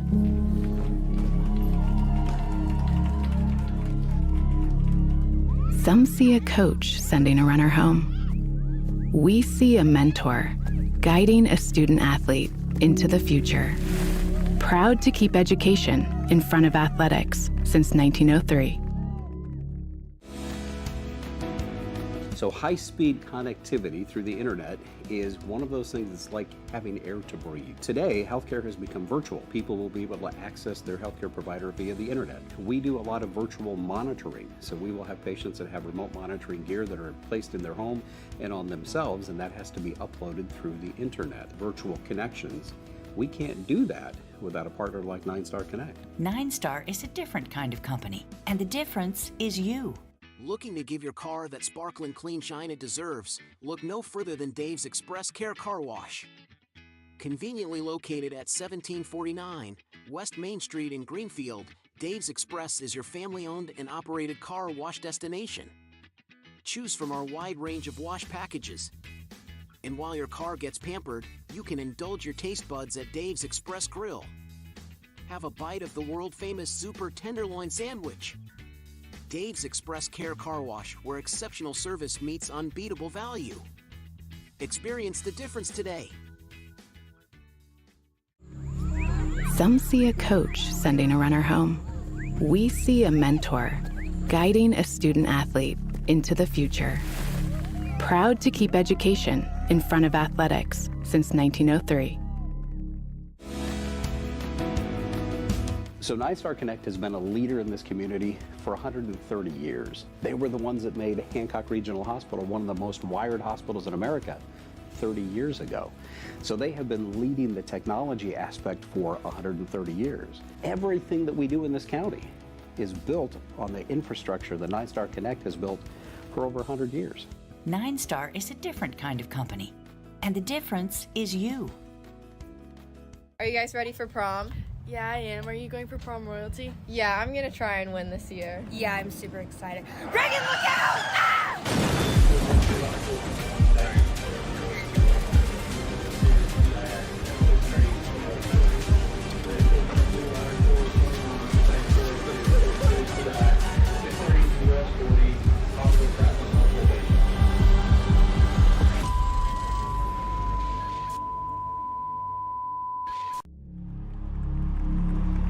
Some see a wrestling match.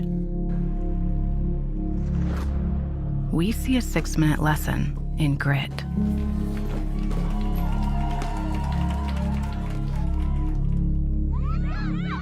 Some see a coach sending a runner home.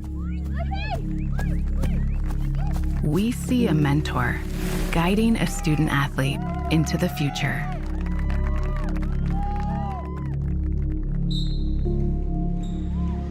Some see a volleyball match. We see a student athlete learning how to be poised under pressure.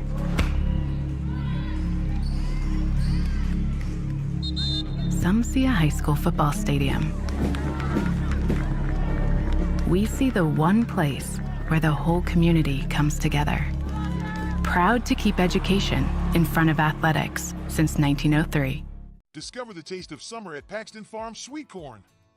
Located just north of Maxwell, 2 miles west of State Road 9 on 600 North. Our sweet corn is handpicked, bringing sunshine to every bite. But that's not all. Capture picturesque memories in our fields of vibrant sunflowers, perfect for photos. Bring the joy of Paxton Farm Sweet Corn to your summer gatherings. Visit us today and experience the sweetness that keeps people coming back for more. Find us on Facebook, Paxton Farm Sweet Corn. Paxton Farm Sweet Corn, the sweetest taste of summer.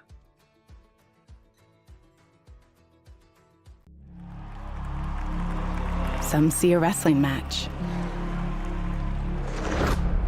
We see a 6-minute lesson in grit. Proud to keep education in front of athletics since 1903. Hancock Regional Hospital and Nine Star Connect have had a relationship for decades. We share a joint mission to support the development of this county. We want this to be the best place in America to live. We, as a healthcare provider, need telecom support, we need utility support, and so in our various locations, we access the services of Nine Star Connect. We would not have been able to do that without that partnership with Nine Star Connect. Nine Star is a different kind of company, and the difference is you. Some see a volleyball match. We see a student athlete learning how to be poised under pressure.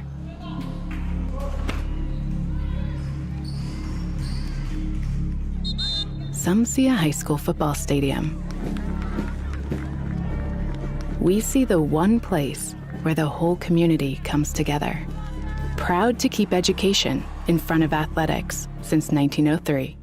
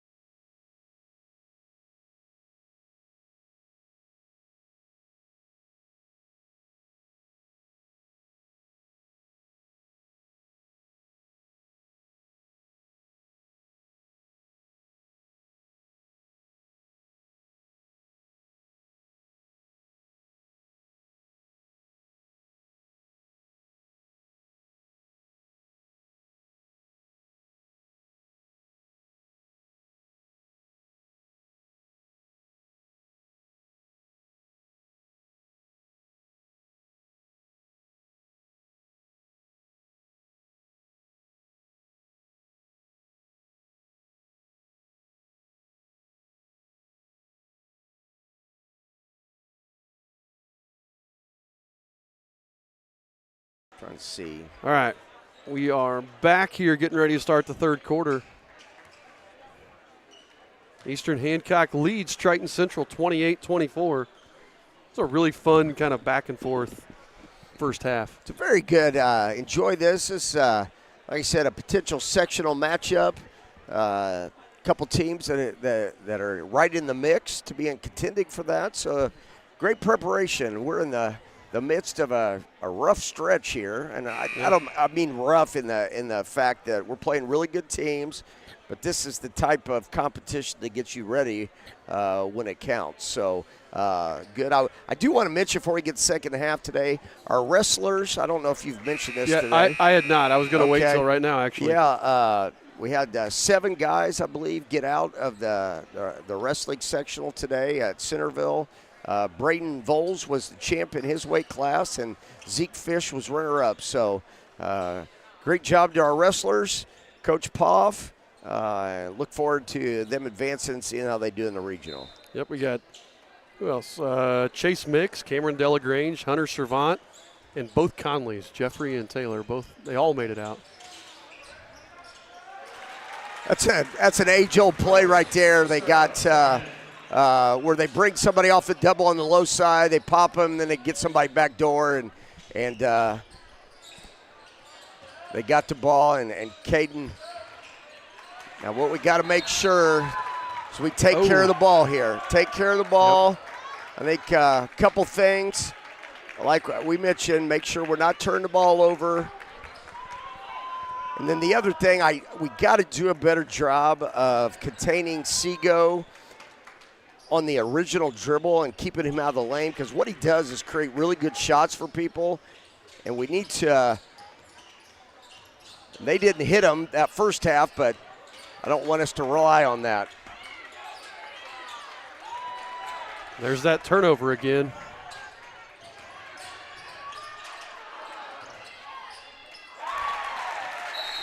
I really like that timeout again, my coach. It's a bad first start. We had a near turnover, then a turnover, and then right there they miss a layup. They get the offensive rebound right, and now we're tied. So let's make sure, like we did in the first half, we did a great job of collecting ourselves, and now we got to do that again right now.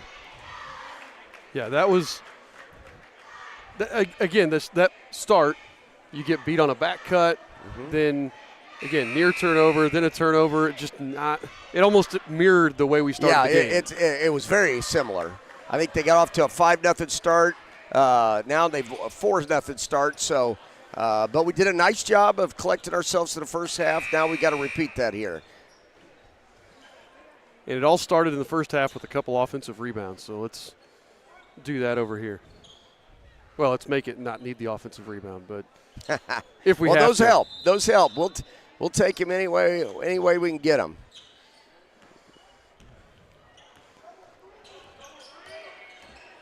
What they do right there is they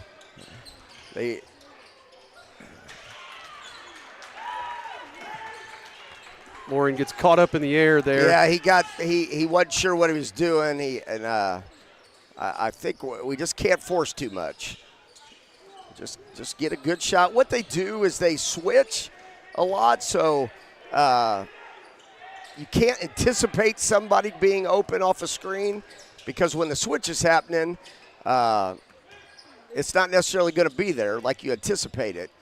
When people are switching more, what you got to do is move the ball until you get a matchup that is favorable to you, and then you got to exploit it, whether that be inside or on the dribble. Well, is it easier against a team that switches everything because you know what they're going to do there?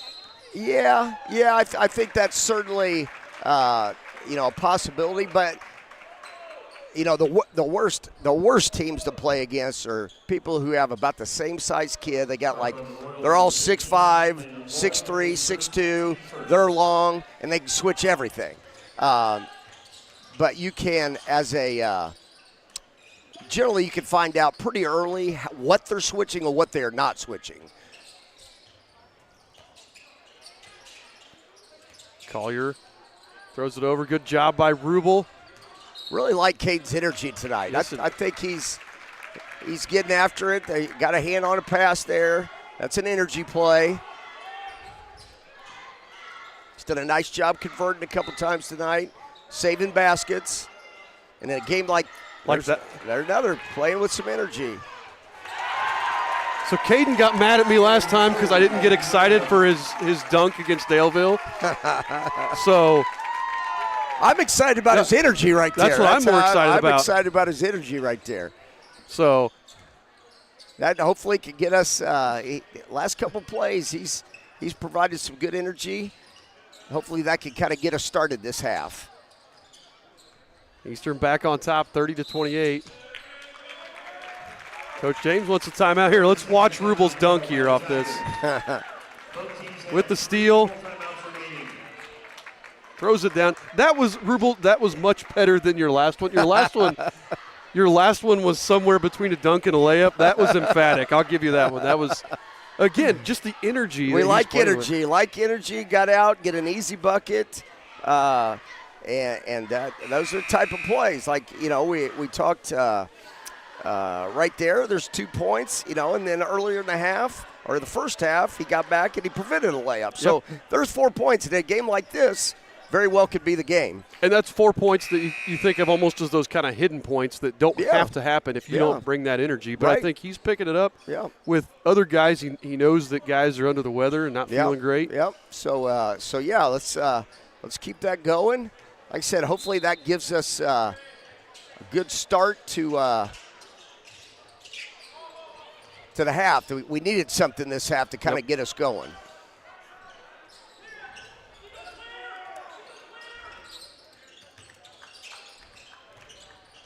Seago just lost the handle on that one. I'm going to say he was out of bounds. Yeah, I think my opinion right there, and I understand a kid like that, he was just trying to do too much. Sometimes as good a player as you are, sometimes you just need to get the ball moving.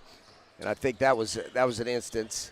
That's a fine line that really talented players always have to walk is, when to give it up and when to keep it. And it's not selfishness. It's I'm trying to make something happen for my team. Yeah, he's trying to make a play. Oh, nice job by Manship getting over there and blocking it. Yeah, Coach James thought he got fouled there.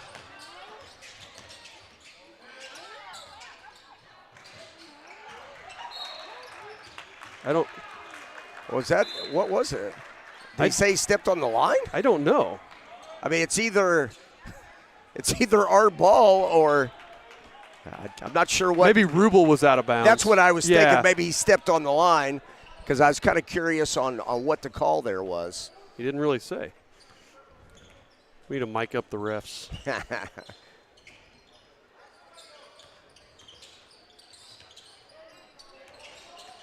Kraus drives in. That one's tipped out off Seago, but I'm not. One ref pointed each way. I think that was a tough call. That was a tough call. That may be where on the NBA people would be looking at the monitor for a challenge. I'm not sure. And make the game take half an hour longer for no real reason. Yeah, sometimes you just got to live with the call and move on. I'm not a fan of replay for something like that in the NBA. I think it just kills momentum. I'm really not a fan of it, period, but I kind of get it real late. I'm good in the last 2 minutes. Yeah. Sometimes it becomes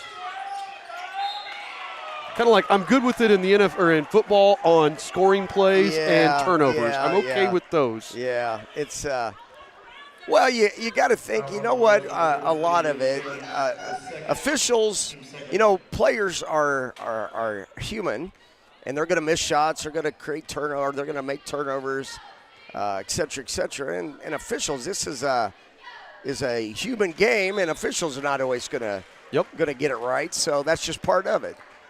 Yeah, I think you just live with it. And again, I think football, each possession matters more than each possession in a basketball game. A possession in the second quarter of a football game could have a bigger outcome than. Yeah, right. So I'm okay with it on, like I said, scoring plays and stuff. Right. I think in basketball, if we could just do it the last couple minutes, I would be perfectly fine. Well, in high with school, that. we've managed to avoid that, so hopefully we don't move in that direction. Yeah. Can you imagine that? Yeah, that would be, that would not. That would be terrible. Good. All right. There'd be more added cost for our ADs to Yeah, I don't want implement that. those. Oh.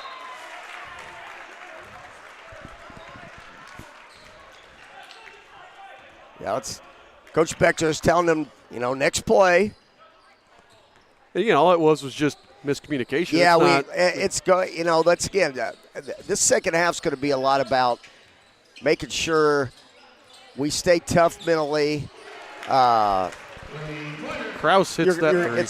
It's been a long weekend, so now we just got to buckle down each possession. Got to make sure take care of the ball, get a good shot. Loring drives, kicks to Rubel. His three looks good, is good. Big shot right there. Get us back tied. Rubel's in double figures. He's got 11.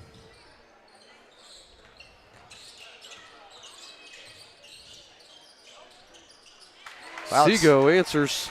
Yeah, we got both teams right now shooting the ball. A few possessions, got 3 straight threes.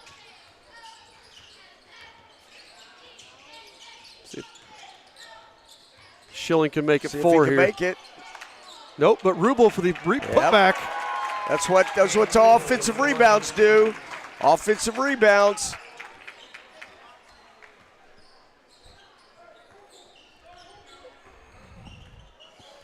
Got Rubel for 6 rebounds. What I'd like us still before the end of the game is to establish him a little bit in the post, because I think that could get us some kids some open looks, because then they get that double. Got to realize where it's coming. So I'd like to see if we can establish that a little bit. Well, has he had a post touch since that early turnover? Yeah, I don't remember it if he has. Now is that so in football? If we know, hey, we're probably going to see these guys again, we keep some stuff in our pocket. Is that something you do here, or obviously they see it on film, they know you're going to do it. That's not really something that I think maybe some coaches might do that, but when that's part of your primary offense, it's not really because something. I just I kind of took everything as we're just going to win this game, and then we'll worry about. I knew a coach once who late in the year would just throw in a 1-3-1, a few possessions just to make that team have to prepare for it. Yeah. Things like that, which I don't mind. But I think right now we just want to win this basketball game.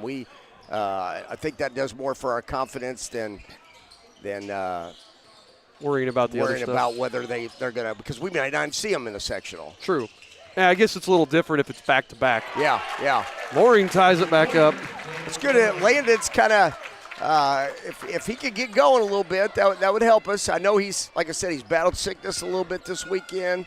So if he could just gut it out, give us something, I think that could be helpful here. Hits a big shot there to keep everything within striking distance. Well, actually, we're tied. Yeah, we're tied. 1 minute to go in the third. Collier out here, guarded by Loring. Got to keep him out of the lane here. That's good. We have done nice job. What we have really done a very good job of this half, and we talked about it, is keeping him out of the lane, because he was really hurting us the first half. We were kind of fortunate because they missed the shots, and it's not necessarily even keeping him from scoring, it's keeping him from passing. So early help as opposed to the help coming when he's in the lane.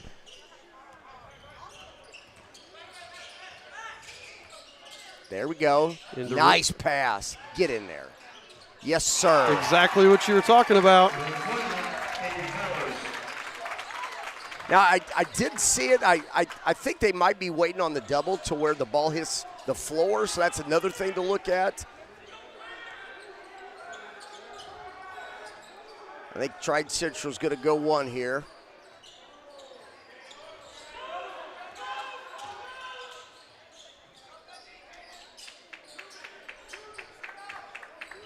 Get the ball in Sego's hands, see what they can create here. That's not a bad foul. No, we got fouls to give. There's absolutely nothing wrong with that foul. Especially when the guy running the clock let an extra second and a half go off That's afterwards. not supposed to be the home clock. Yeah. No. Rex Putt would have had that thing stopped a lot sooner. Oh. Schilling comes out. That was his third foul.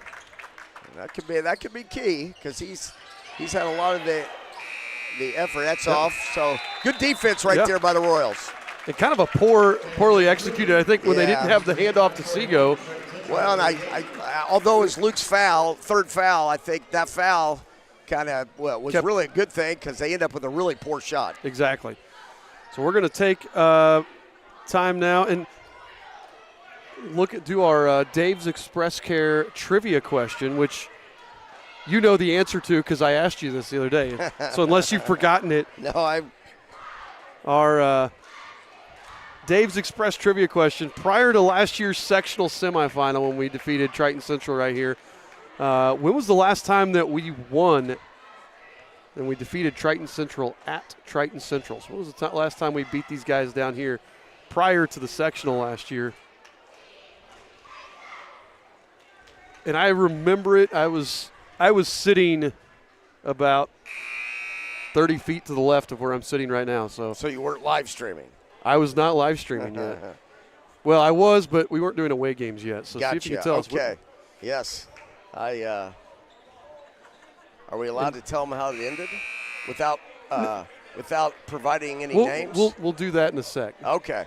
So we'll do that in a sec. All So right. when was the last time we won at Triton Central prior to last year's game? It was a fantastic ending.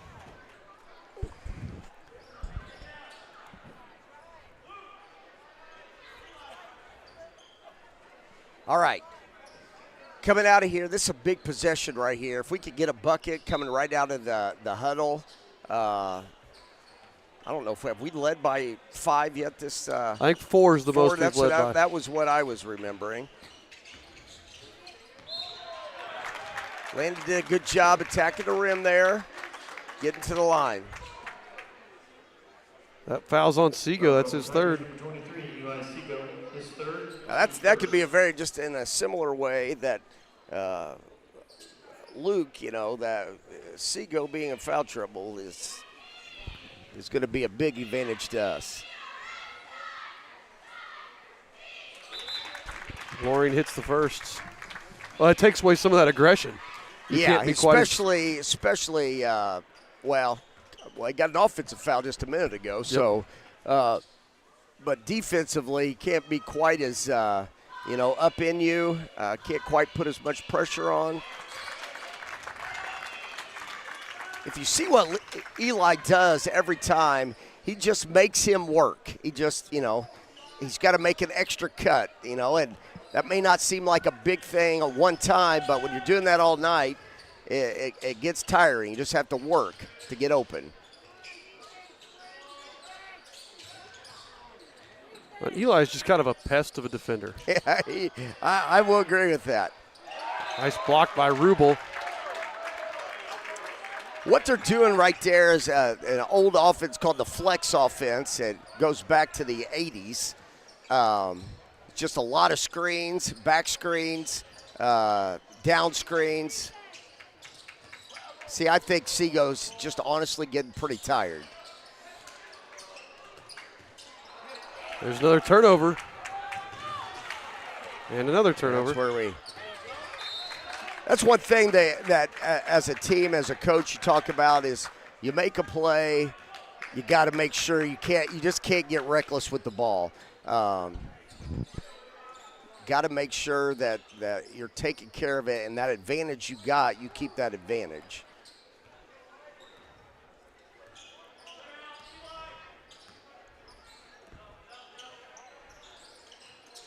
Clear across court to Sego. And again, tough play. Can't get it to fall. They're going to get Eli with the foul. Coach Bechtel thinks it was a flop. I'm still okay with that. I mean, we're making him go to the line and earn it. I mean, as opposed to getting to the rim for an easy score. like I said, he's had to do a lot the last 2 nights. And he just looks gassed. Yeah, he does. When I'm looking at him right now, he looks gassed. He's having to work for everything he got, and they what they're missing right now, which obviously Blair being out, is just another person who kind of take that pressure off, can create stuff and do some things offensively for you. Yeah, and Max Krause has stepped up well. He's got 14, but really haven't had any kind of consistency outside of that. That was a really good look. Caden kind of curled off that down screen. Really good look, just didn't hit it. Oh, Luke just being aggressive and just gets one of those fouls. Just it happens, Yeah, once again, that's just our first team foul, I believe. There's really no harm, no foul right there. Now they're switching. What they've done a nice job here is kind of both Eli and Luke have guarded Seago, and it's those 2 guys can make it really difficult and tire a person out. Well, it's so nice that you've got another guy to throw at him too. It's another turnover. We got some guesses. Kathy Engelking says 2019. John Collins says 2016 or 2017. He apparently isn't sure for when that. Now, I'm not going to say what I was going to say because then they would know exactly. Well, next time out we'll talk about it. All right. So.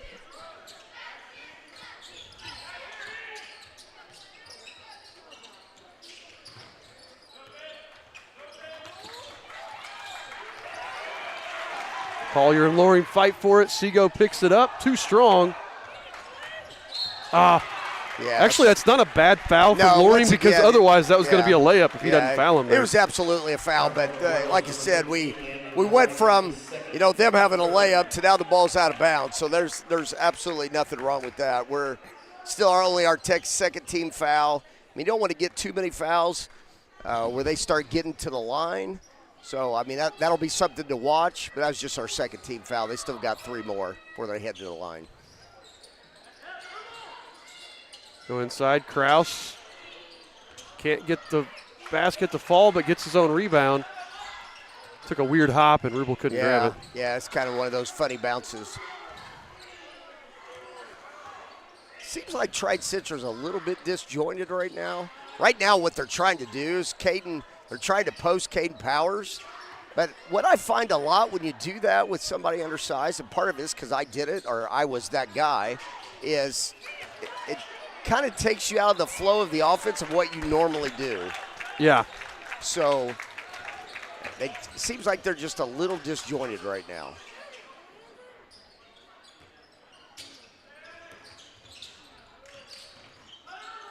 Schilling. Luke, if he would have, I think that guy overhelped and they left him. If he turned, I think he had a wide open 15-footer. There you go. That's a really good look right there. Really good look. It's all right. Yep. One of our best shooters getting a wide open look. We'll take that every time down the floor. Still a 3-point lead for Eastern here. The scoring has slowed down here. We had in the third quarter, we exchanged quite a few threes, and now it's kind of went to a crawl. Yeah, I think we've done a really nice job making him tired. He's struggling right now.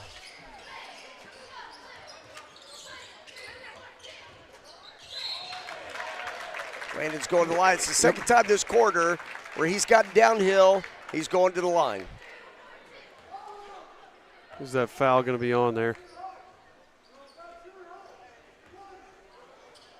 31, Connor McClure. His second, team second.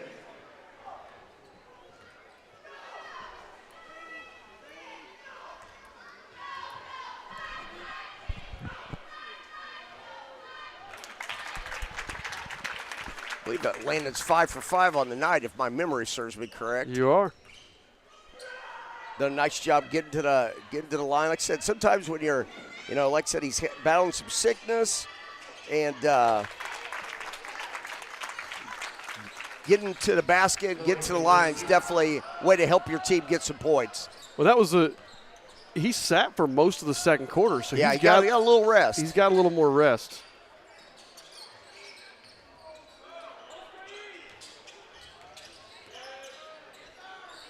So under 4 minutes now.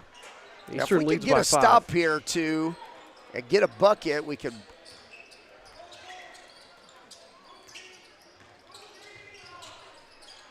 Butler too strong. Rubel with the rebound. Need something real good right here. Like that. If that goes in, that's great. Yes, sir. Powers with the 3.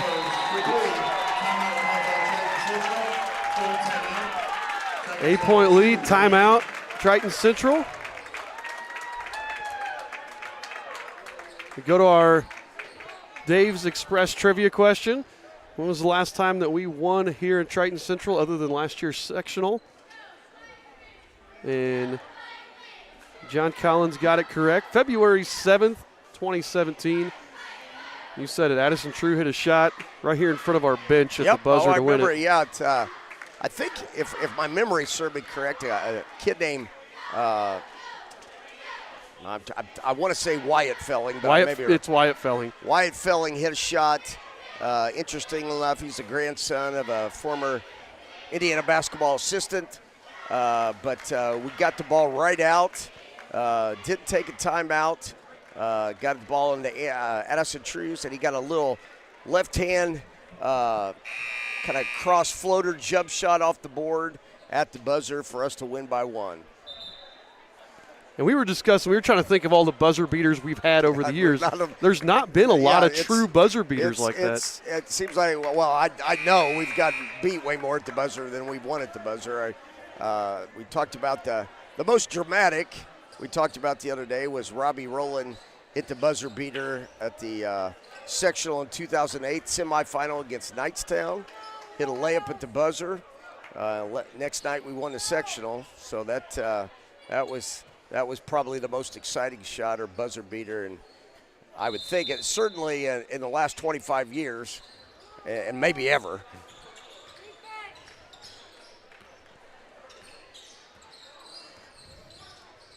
So 3 1/4 left. If we can get a stop right here, Triton Central's going to have a hard time scoring enough in this amount of time. If we can, there we got it. Like that. Loring with the steal. Loring with the basket and the foul.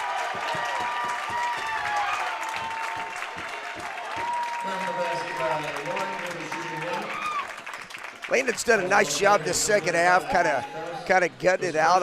If my memory serves me correct, that's probably his 11th point of the half.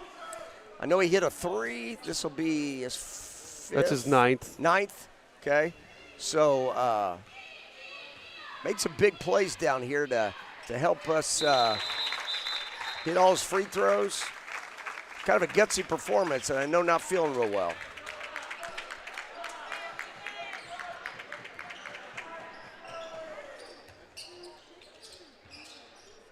So 11-point lead, 3 minutes left. Just keep getting stops or even long possessions at this point in time. I mean, they don't have time to.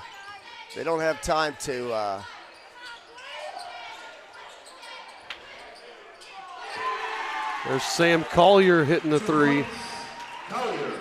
Now, right now we're in a position.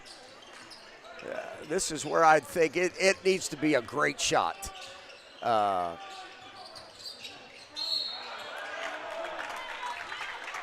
think that's on the floor, so that's a 14 foul. Here's where I, would think we'd want to take layups only. Now, you want to be aggressive, meaning you're looking for a layup. Yep. But this is, we're up 9, 2:25 left. You don't want to have, certainly not a quick shot. Unless it's a layup. The problem some teams run into is when you start trying to hold the ball, then you become very tentative, and the defense can get very aggressive. So I'd say let's see if we can work it, get some going downhill for a layup. Now we're going to the free throw line now. So Brody Cirillo Royals shooting 2. So now it's just a matter Schilling. of knocking down our free throws, making sure we are defending, not letting them get quick scores, especially threes. There you go, Schilling. Sinks the first. We can pull this off. This is a really nice win for us. Yes, it is. Like I said, we're in a stretch. Last 4 games have been tough. Evening that up, going 2-2, is really helpful for us. Seago gets fouled. That's got to be on the. He gave it to him on the bucket. I'm not sure if I agree with that. Foul called the Royals, number 33, Luke Schilling, his 4th, team 4th. Yeah, based on how early that whistle was, you guys probably can't hear the whistle, but that was. But we're still in great shape here. Even if he hits this free throw, we're up 8. Same type of situation. We gotta be aggressive, but no poor shots right here. Yep.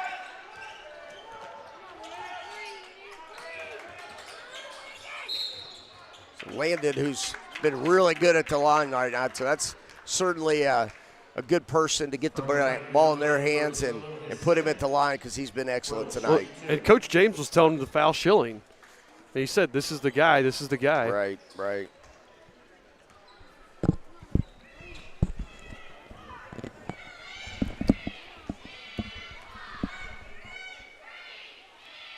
You know, this thing we were talking about last night that I don't know it's been an addition. Pull your mic up. I can't hear you, bro. Sorry, I'm talking about this last night. I'm not sure it's good for us right now, but last night I didn't think it was good. Taking away the 1-on-1 takes an element of the game out. Yep. Especially late in games.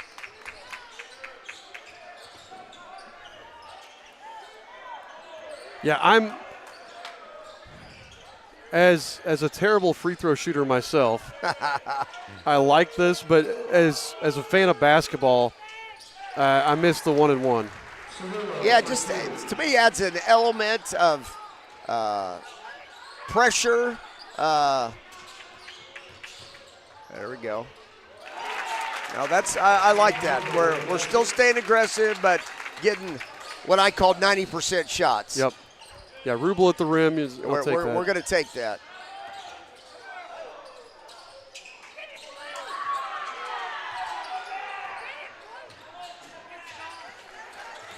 Good hustle there by the Tigers. McClure for 2.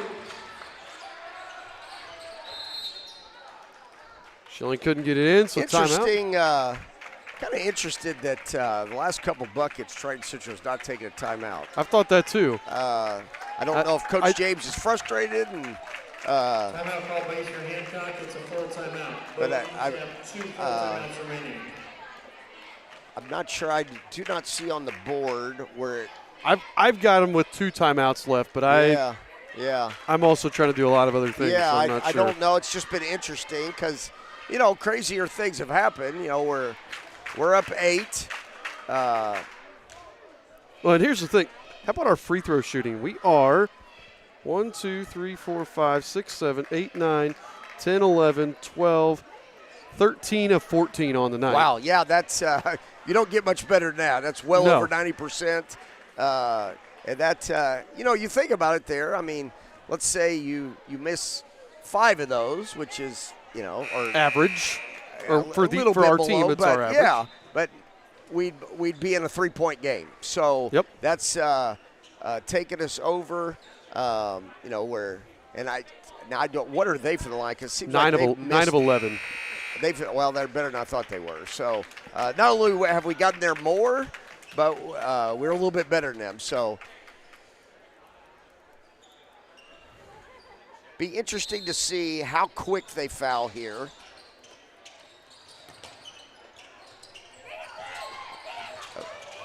Kind of fortunate right there. And fortunate that they took each other out, but then kind of unnecessary there. We just need to hang on to the ball and let them foul us. Gotta, get a foul or take a layup. I mean, I think, but we're still in great shape. Yeah, 45 seconds, still up 8. Yeah, right now it's important they not let him get a quick, good shot off.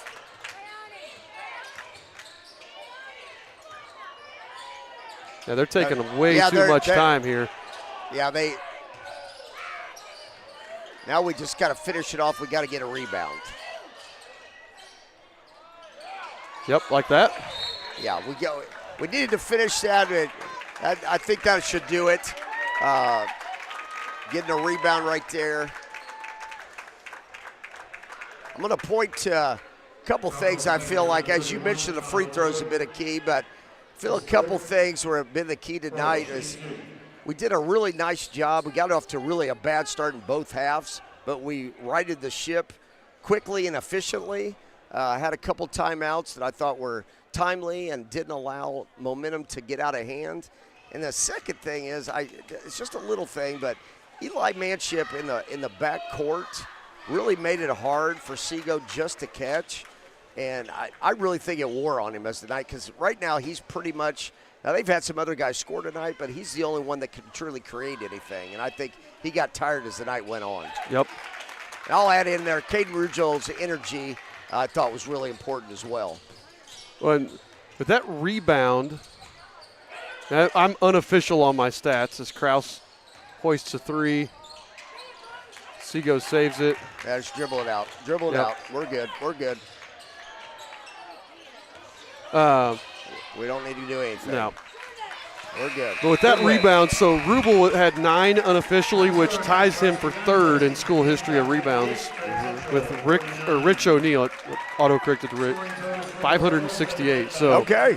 You know, again, that's something, his aggression tonight. Yeah, I thought those stakes tonight, we didn't shoot it crazy good. We shot it well enough, some timely threes. But I thought it just a good, gutsy, backside of a double weekend, gets 2 good teams. I thought it was a good effort by the Royals. So we're going to step aside real quick, and then we'll be back with final stats as soon as I get them sent to me by our statistician. We'll be right back after this. Some see a student athlete working on a shot. We see a powerful lesson in persistence. Some see a student preparing for success on an exam. We see a student athlete preparing for success in life. Some see a student athlete working hard in the weight room. We see a future leader learning there are no shortcuts to success. Some see a start to a swim meet. We see the starting blocks for life. Proud to keep education in front of athletics since 1903. All right, so final stats here for tonight's game. We'll start with Triton Central. Seago led him with 17. Max Krause had 14. Butler 6, Collier 6, McClure 4, and Cirillo 2. For Eastern, there my official stats finally came through. Now, I will just on that, we've mentioned this several times, but Seago's was a very hard-earned 17. Yes, it was. I know that was right at his average, but it did not come easy. Caden Rubel, 18 points, 10 rebounds, 3 assists, and 2 steals. Not a bad night for him. Excellent. I thought he was really important tonight. The energy level, and I think when he plays with energy, he's going to have numbers. Is he our Paxton Farms player of the game? I would say so. I would say because just, like I said, the energy level, you probably don't do this, but I also thought, that Eli Manship's just, I always have a special heart for those guys who don't necessarily show up in the stat sheet but make a big difference in a game. But Caden, I thought, was the difference? Well, and so Caden 18, Loring had 14, including 9 of 9 free throws. Yeah. Caden Powers with 12, all on 3-pointers. Luke Schilling had 5, Zach Stevens 3, Eli Manship 3, Caleb Rutherford 3. Yeah, if you look at Eli Manship, 3 points, 1 assist, 1 rebound, 1 foul. Yeah, nothing that shows up, nothing that surprises you. No, yeah. If you look at the stat sheet, you don't think much, but Eli is that kind of kid that you have to be successful. That just plays his role, plays hard every night, and it's sometimes those kids don't get noticed, and I think it's important to point out that I thought, like I said, the extra effort he gave on Seago I thought was very important tonight. And last thing, difference tonight. So we shot 47% from 3, including 57% in the second half. Yeah, that's higher than I would have probably put it at. I didn't think it was that high. That's outstanding.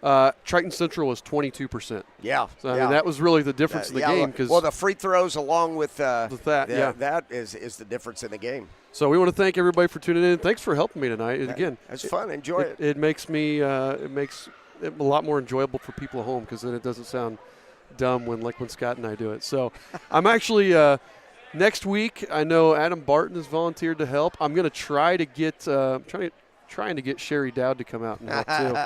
So especially if I can get the two of them together. Oh, yeah, there you go. So That'll be fun. But, next live stream will be next broadcast right here Tuesday night. The girls play Cecina. That game is at 7 o'clock. Yep. And then if they win that, they'll play Friday night. And if they win that, they'll play Saturday. The boys, Tuesday night, we host Thursday. Last year it was Tuesday, I think. But Thursday night we host Crystal House Manual. Yep. So that'll be another sectional opponent, very good team. So it doesn't get any easier for us. No, it does not. We'll look forward to that game. So again, Eastern Hancock with the 9-point win tonight. They moved to 8-6 on the season. I want to thank everybody who tuned in, and we'll see you guys next time.